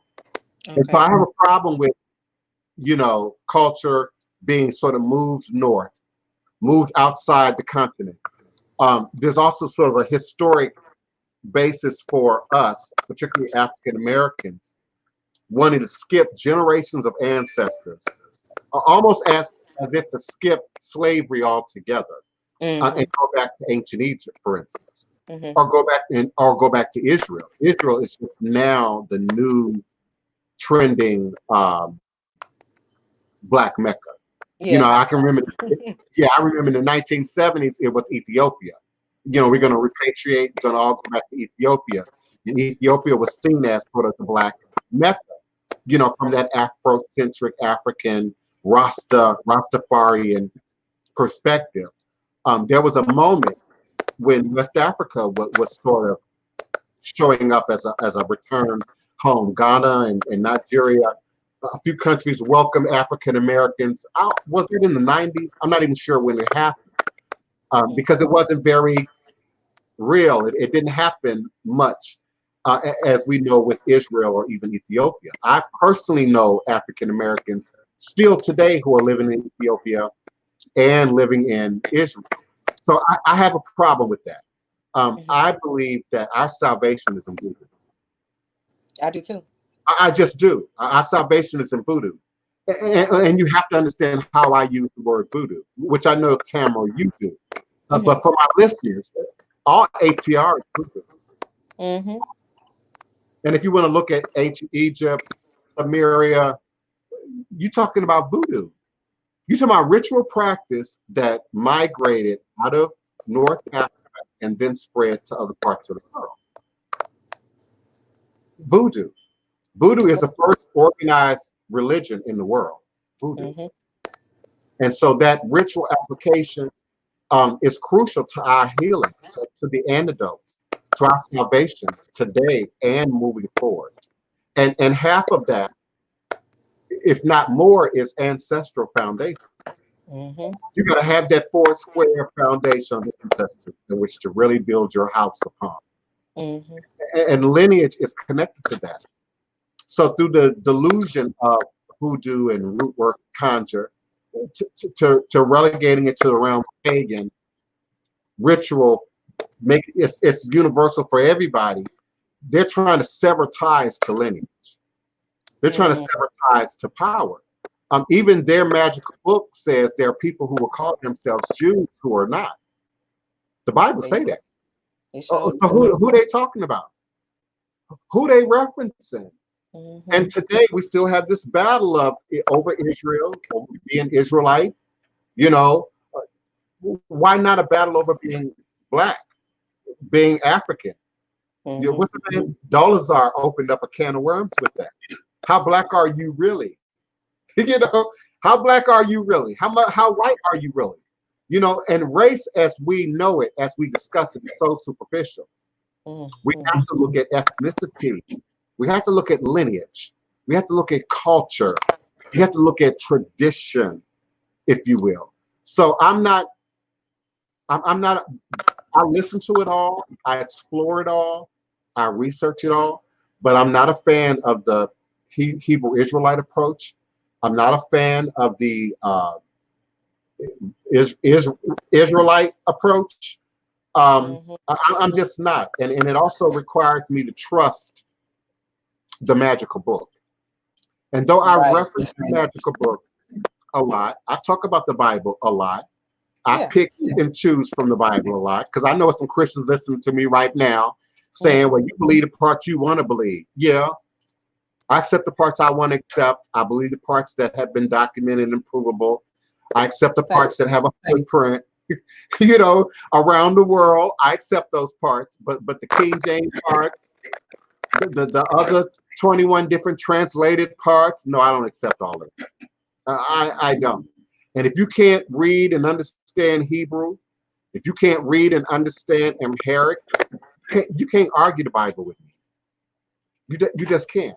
And then you have to understand the other world cultures, including Africa, that existed while that was going on. So my trust level there is not great, Tamara. I don't trust the Bible like that. So to accept the whole Hebrew thing, to me, is still our way of trying to hold on to that seed that was planted in us, that the only book of truth is the Bible. That the only realm of truth is Christian. We call it other things. We mask it by other things. Coptic Christianity, Catholicism, Rastafari is a new branch of Christianity in my book. So y'all still calling on and trusting that book. I can't do that. Right. I trust that of my ancestors. I trust the Odus. The Odus older than that book. Let's keep it real. Ifa and Ifa Odus are older than that book. Voodoo older than that book. The system, the organized system that we use in voodoo divination is older. It's older than that book. I'm sorry, Tamara. What were you saying? No, I'm just listening because when I was listening to what the people were saying in the video, I was like, I gotta ask Divine Prince about this because I don't know about how. I do understand the natives and people of African ancestry being almost one and the same when it comes to being oppressed by the same oppressor. I know our spiritual systems are very similar. The drum is the beat of the spirit, and summoning or invoking your spirits, the ancestral reverence and worship and the divinities. They almost have like we have the Orishas or whatever. They have their deities as well, and they acknowledge the supreme creator. They have nature-based spiritual practices and religions or whatever. So I understood that, and I know we have our plight throughout this existence in America when Europeans came here has been very, very disrupted, to say the least. So, but that was the one part of the video I was like, wait a minute, lost tribes of Israel. How so? I was like, I gotta ask him. So yeah, that I've makes never sense accepted because that. going back to the Bible.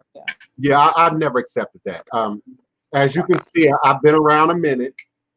I'm a child of the '60s, so I'm soon to be 60 myself in a few years. So I'm not new to the concept. The concept itself is not new.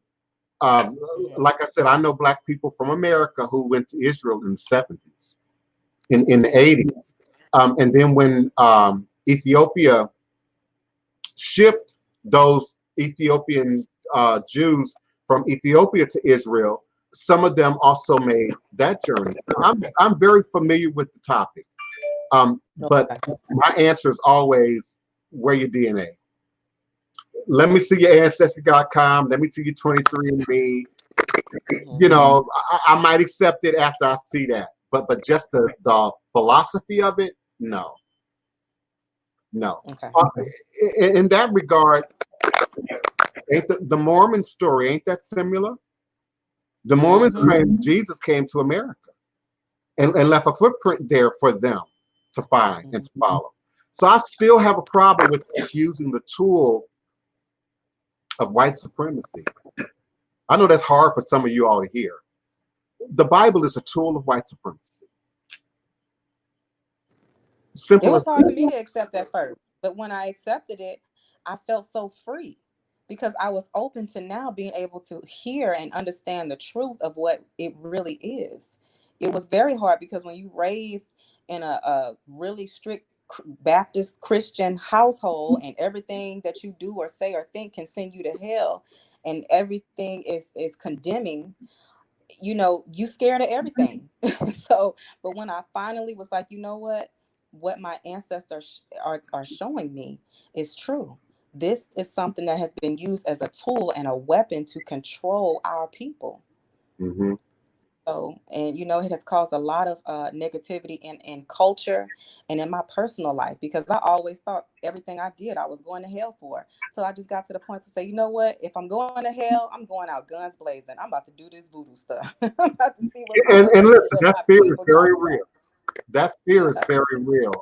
It is. One of my nephews, I don't want to call his name out loud, has that fear, and he's long past the church physically. Mm-hmm. He's long, but he's still young.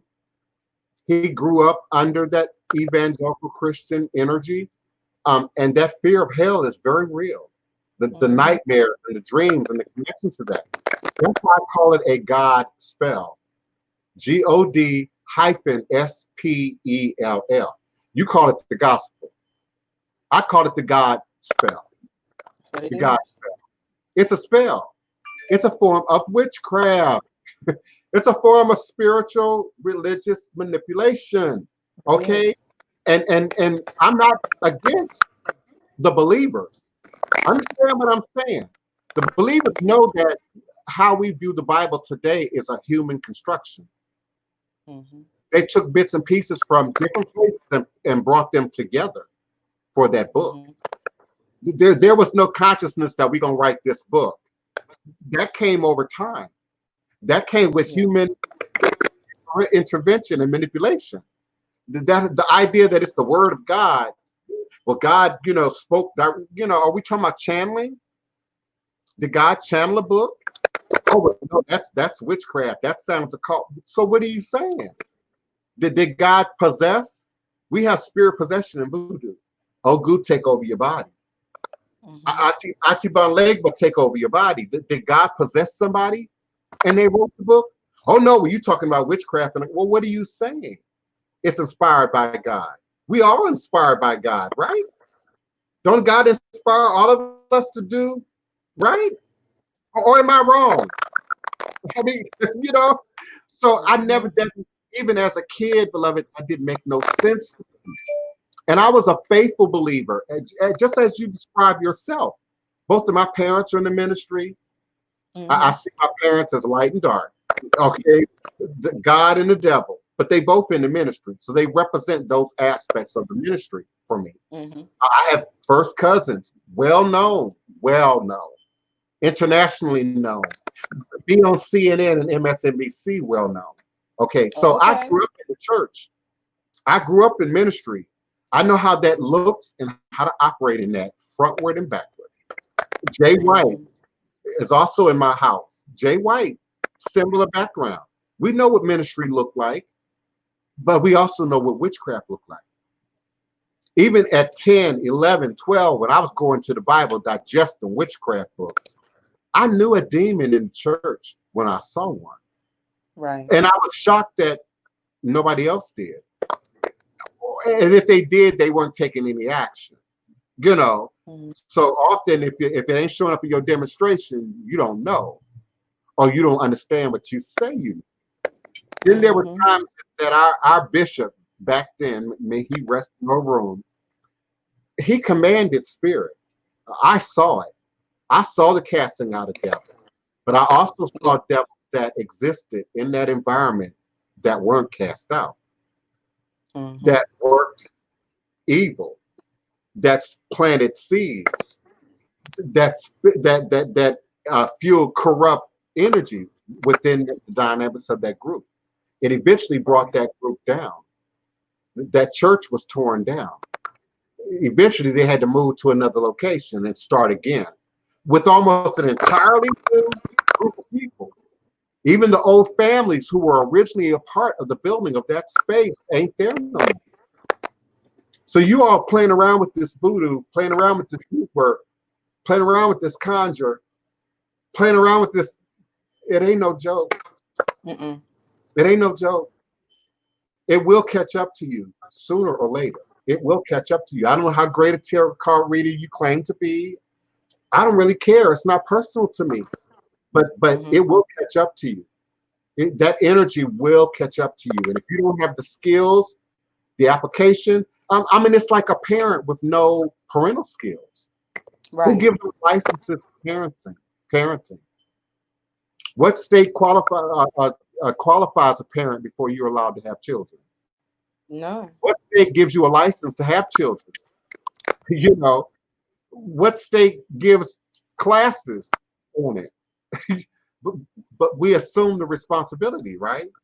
Well, we assume the authority, right? Well, it's my child, it's my daughter, it's my okay, but what then are you operating on? And many of us have broken homes, broken backgrounds, sick backgrounds, stuff we certainly ain't trying to duplicate, stuff we certainly ain't trying to pass on to the next child or next generation. Right. Okay, so if you don't heal that and you're trying to work in magic, you're dangerous to yourself and to others. You are dangerous. You cannot operate in this sick. You just can't. Mm-hmm. Just like a sick doctor with coronavirus can't work at the hospital. You polluting everybody. You contaminating everybody. Mm-hmm. So, oh my goodness, Tamara, you holding the show together today with your questions. Hey, that's the real. Yeah, that's the real stuff. Mm-hmm. Because I felt like, my first experiences with witchcraft was in a church, to be honest, because I saw people false prophesying over people.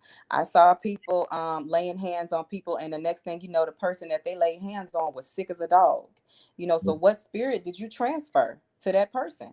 Who are you? Right. What energies do you have in you that you laying hands on people and you transferring evil spirits? Now people sick and having to go get help from another church. So, are you really a perpetrator? That's right. That's right. Seeing people claiming to be slain in the spirit, but their behavior is not doesn't represent who God is. So you have these moments of saying you're slain in the spirit at church, but your everyday life is treacherous. How you treat people, how you talk to people, how you judge people. You speak witchcraft over people when you talk about them and you condemn them to being, oh, you're gonna be just like your daddy or just like your mama. You are speaking word curses over people, but you claim to be a representative of Christ. That's right. So I saw the first signs of dark magic in the church house. That's right. Why I left. That's right. That's right. And for those of you who are diametrically opposed to the church, I understand. Let me put that in tarot language for you. She said, giving false prophecy. So the tarot reader says, "Oh, baby, your husband coming back. Your boyfriend's coming back. Love with you." That's a false prophecy. That's speaking falseness over you, and they're not giving you truth. They're not giving you reality. And then you talked about speaking curses over people, which church folks are the best at doing that. They are the best at doing that. Y'all better than some witches that I know at speaking curses on people, speaking negativity on people's lives. And people are, man, bound to that. Bound to that. Getting over that disease, being reborn, forget my words, after having gone through that Christian experience can be very traumatic, especially for Black people. So without that healing, you can't heal others. Without addressing your own shadow work, you can't address the shadow spirits and the darkness of others. And you can't operate in this practice without being exposed to it. You just can't. You're going to get the parasitic client, you're going to get the vampiric client. Heaven forbid you get the deceptive client, who's trying to take your information, do something else. But you're going to encounter a demon. You're going to encounter a jinn. If you're doing Reiki, if you're doing tarot reading, you're going to encounter a jinn. You're going to. It's inevitable. And if you're not prepared, woe unto you. Woe unto you. I appreciate everyone who's with us. The chat is full, but I appreciate your questions and your comments more. Give me your questions, your comments, your requests. I may very well move it forward momentarily. Welcome back, Kiana, beloved. I had to reset my phone. Yes, this is good. I'm so happy Tamara called in. Thank you for having me. You're always welcome, and I appreciate your willingness to come on camera with us. I appreciate that. I always joke about it, but I think some people are just not, they worried about that background and they worried about how they look. And, I said at the beginning of this pandemic, You don't have to act normal. You have to get up, even if you aren't going to work, even if you aren't going back to your physical job, you have to act normally. You have to get up, shower, bathe, do your prayers, acknowledge your head, acknowledge your ancestors, work in the yard, work in the garden, work in the kitchen, walk the block. You got to get up and move that energy around. You have to, and particularly right now. I know cities are talking about reopening, states are talking about reopening. Our state has talking about opening up, but my city is moving slow and at a pace. So I've looked at the map. There's exactly 22 states where the virus is increasing. There are exactly 22 states where the virus is decreasing. And then there are 7 states, to include Louisiana, that are considered stable. The curve is flat. So you all have to stay in charge. Stay on your P's and Q's. Get your herbal concoctions together. I know I got some herbalists under the sound of my voice. You know, medicine men, medicine women, where you at? Where you at? What I can't grow, I order. What I can't grow or harvest in nature, I buy. I just got a shipment of herbs in.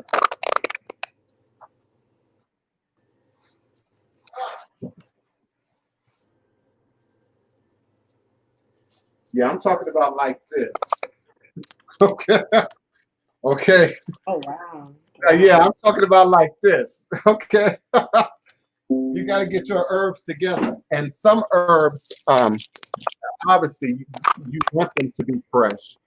They are more likely to be more potent fresh. But then there are other products that you can absolutely use dry.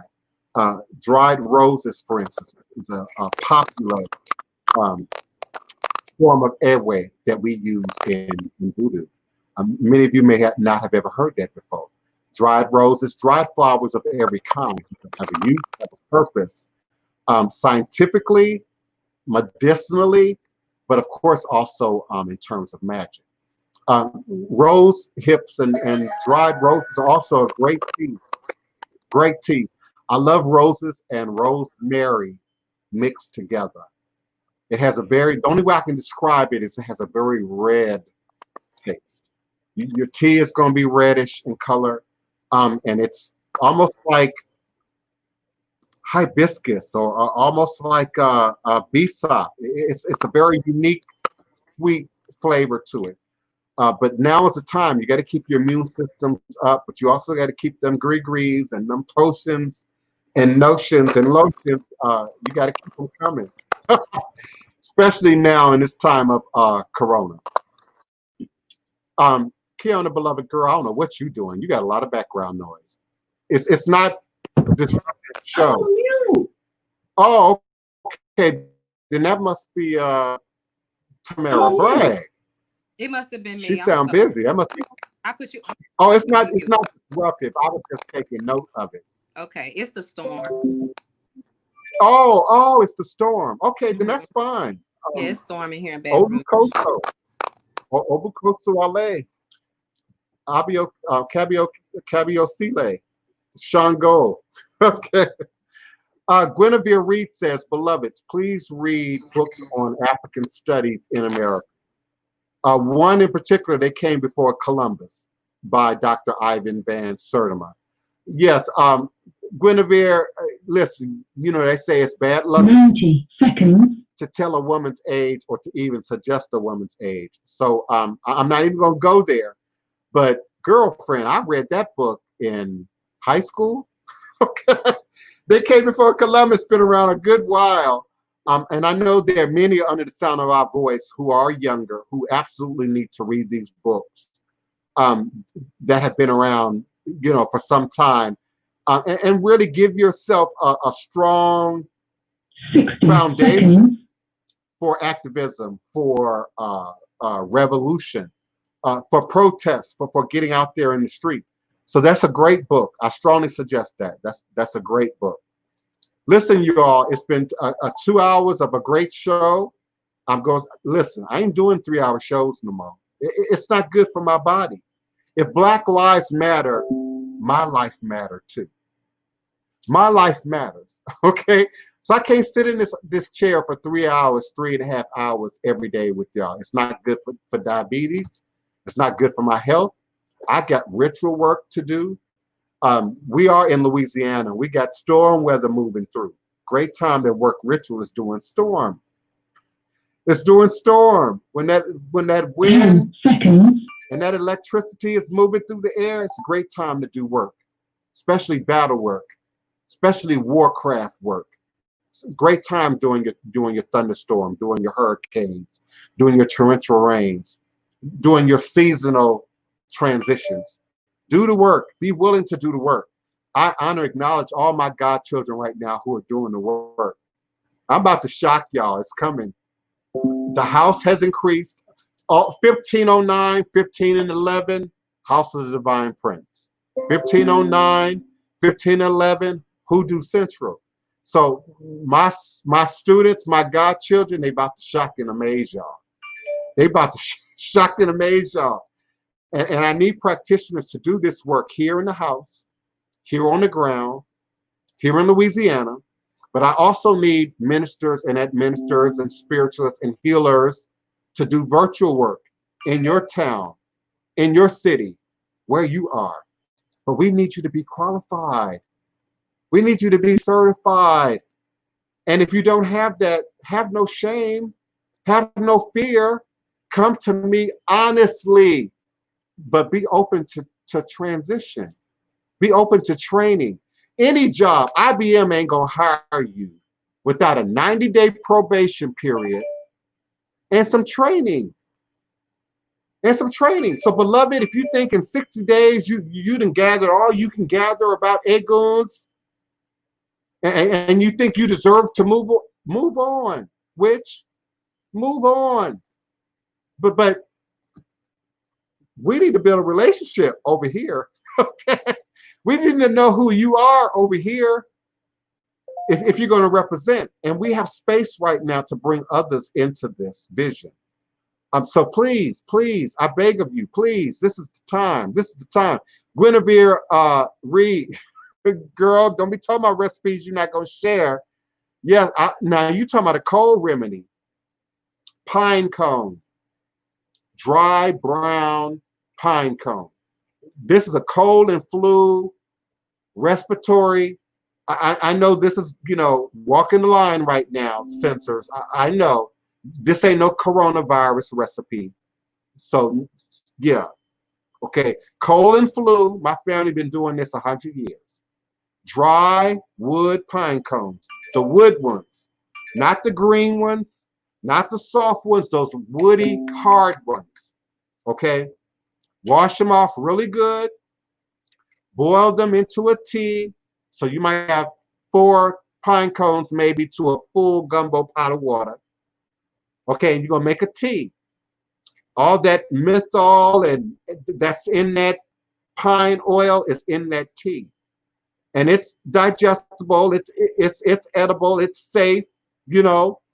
And add your honey, add your lemon, add a little bit of onion, whole onion, or whole yellow onion, and a little bit of garlic. And then that honey, you'll be amazed. It tastes great. You'll be amazed. It don't sound great, but it'll open you up. First, you're going to sweat it out. So be prepared to sweat out the impurities. You're going to sweat out the congestion, but it's going to open you up like a Hall's cough drop. My mama has done it for years. My grandmothers have done it for years. So there are recipes. I got recipes for you. I just don't want nobody to kill themselves with no publicly broadcasted recipes. That's my fear. But I appreciate you all. I really do. Kiona, ain't nobody still hanging on the phone line but you and I. So I'm going to move it forward. Thank you, Hoodoo Occultism. You're going to be one of my best practices. Can we talk about EME before you go? Yes. I really want to learn more because I feel something about it, and I'm ignorant to it, but I really want to talk about it a little bit. Yeah, it's permissible to talk about EME. And EME comes in 3 forms: red, white, and black. Iyami is said to be the power of women. I often like to say, if a woman can push out a baby, that's not witchcraft. That's divine magic. That's divine magic. So in English, in the West, Iyami is often mistranslated as witches or the witches or witchcraft. The power of women. It's really the power of women or the power of female energy, the negative and positive force that exists in the world. That doesn't negate transsexualism. We're not talking about genders. We're not talking about sex, if you will. We're talking about masculine energy, feminine energy travels through Iyami. And it shows up in black, Ajay Dudu. They're usually not talked about a lot. They're usually not discussed a lot. They're predominantly female, Ajay Dudu, but there are male among them. They spread their initiation easily to others. And I can't really go into detail how and why. If someone says they've been initiated Iyami, they lie to you. If someone tells you they know where Ajay live, where Ajay exists, they're lying to you. If someone tells you they can offer you Ajay, teach you Ajay, they would be lying to you. No one knows the mysteries of Ajay save those who operate in Ajay. Ajay, like Voodoo, chooses who it will, initiates who it will, brings forward who it will. Now, is there an organized structure behind Ajay like Orisha? Absolutely. Just like there's an organized structure behind Egungun Festival, Egungun Masquerade, which is a mysterious mystery system. Traditionally, no one knows who's behind the mask of Egungun. Traditionally, no one knows who operates in and with the power of Ajay. And therefore, anyone can have and operate within the power of Ajay, provided they receive Ajay officially. Ajay Pupa is Ajay that is red. Ajay Pupa has the power to kill, drink blood, eat flesh. They punish their victims and give no room for forgiveness. Their membership is both a mixture of female and male. The female membership dominates, and they do not initiate members easily. They do not bring people in readily. They do not make access easily available. Ajay Fun Fun is white. These are positive healers. They do not kill. They do not drink blood and flesh.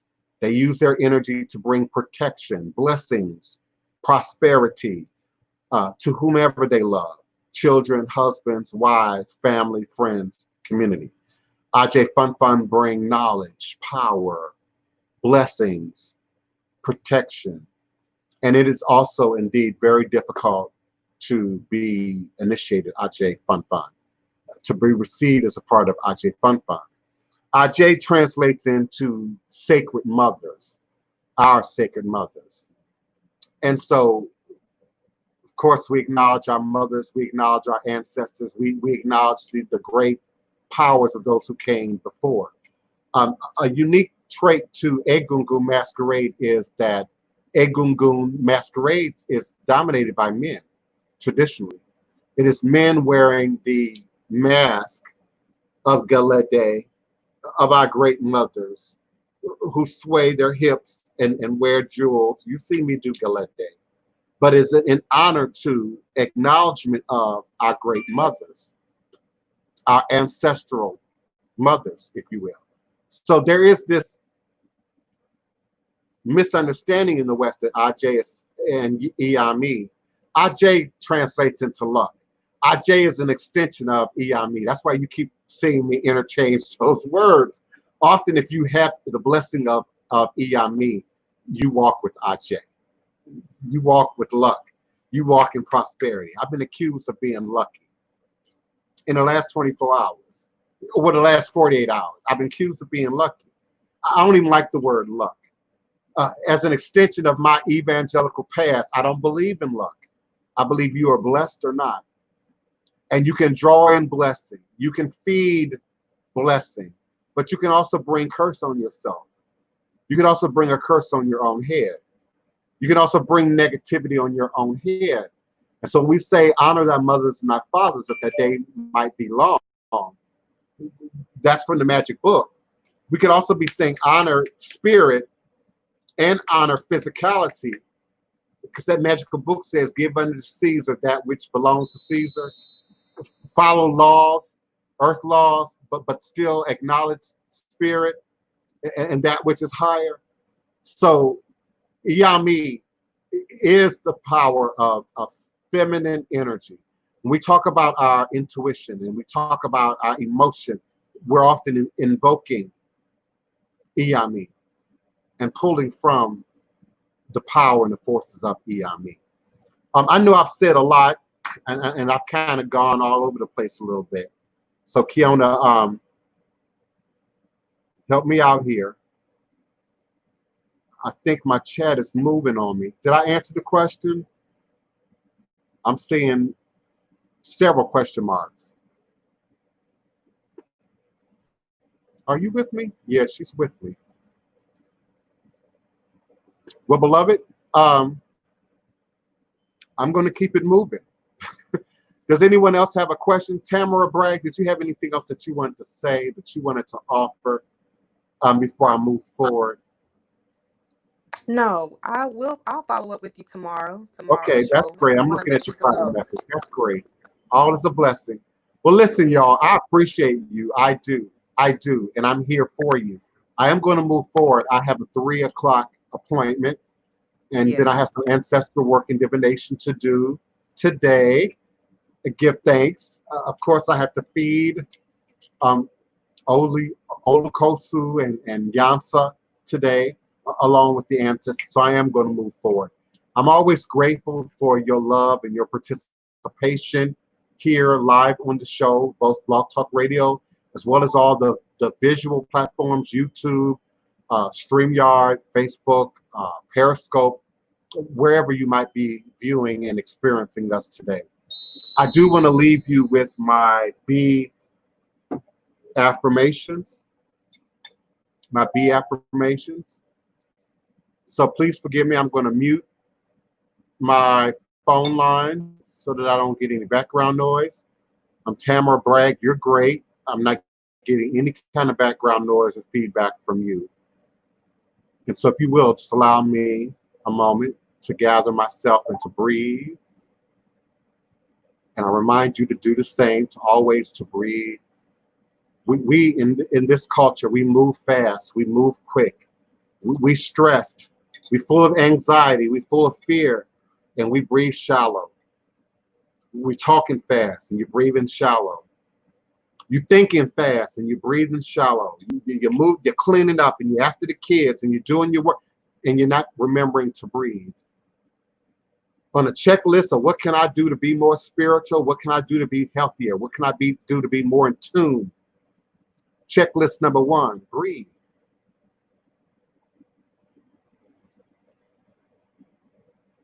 And breathe deep. Fill your lungs. Don't just breathe from the top of your lungs.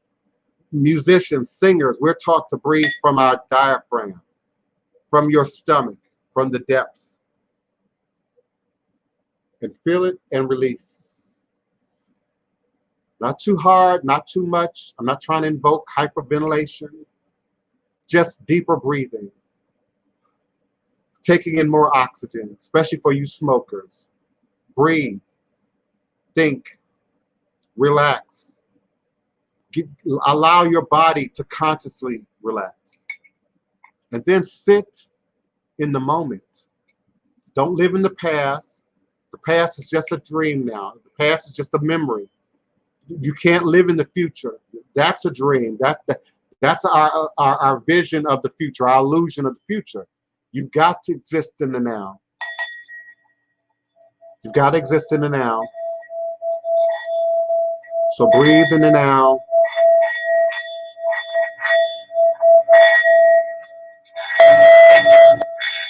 Be different. Be yourself. Be extraordinary. Be hopeful. Be creative. Be calm. Be good. Be present. Be still. Be kind. Be well. Be safe. Be happy. Be grateful. Be thankful. Be patient. Be mindful. Be inquisitive. Be intelligent. Be discerning. Just be in the moment. Just be.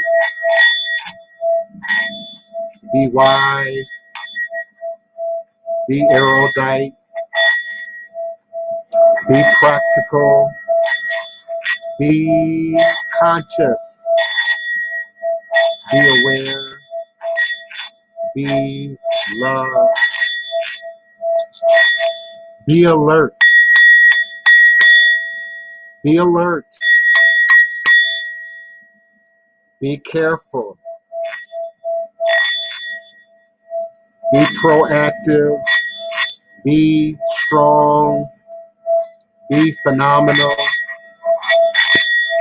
Be available. Be peace.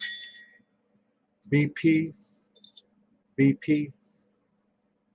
Be safe. And until next time, remember that all is truly and indeed a blessing if you can just see beyond the veils. For it is all just an illusion and a test and one of the greatest divine mysteries of this life cycle. All is a blessing. Ashe.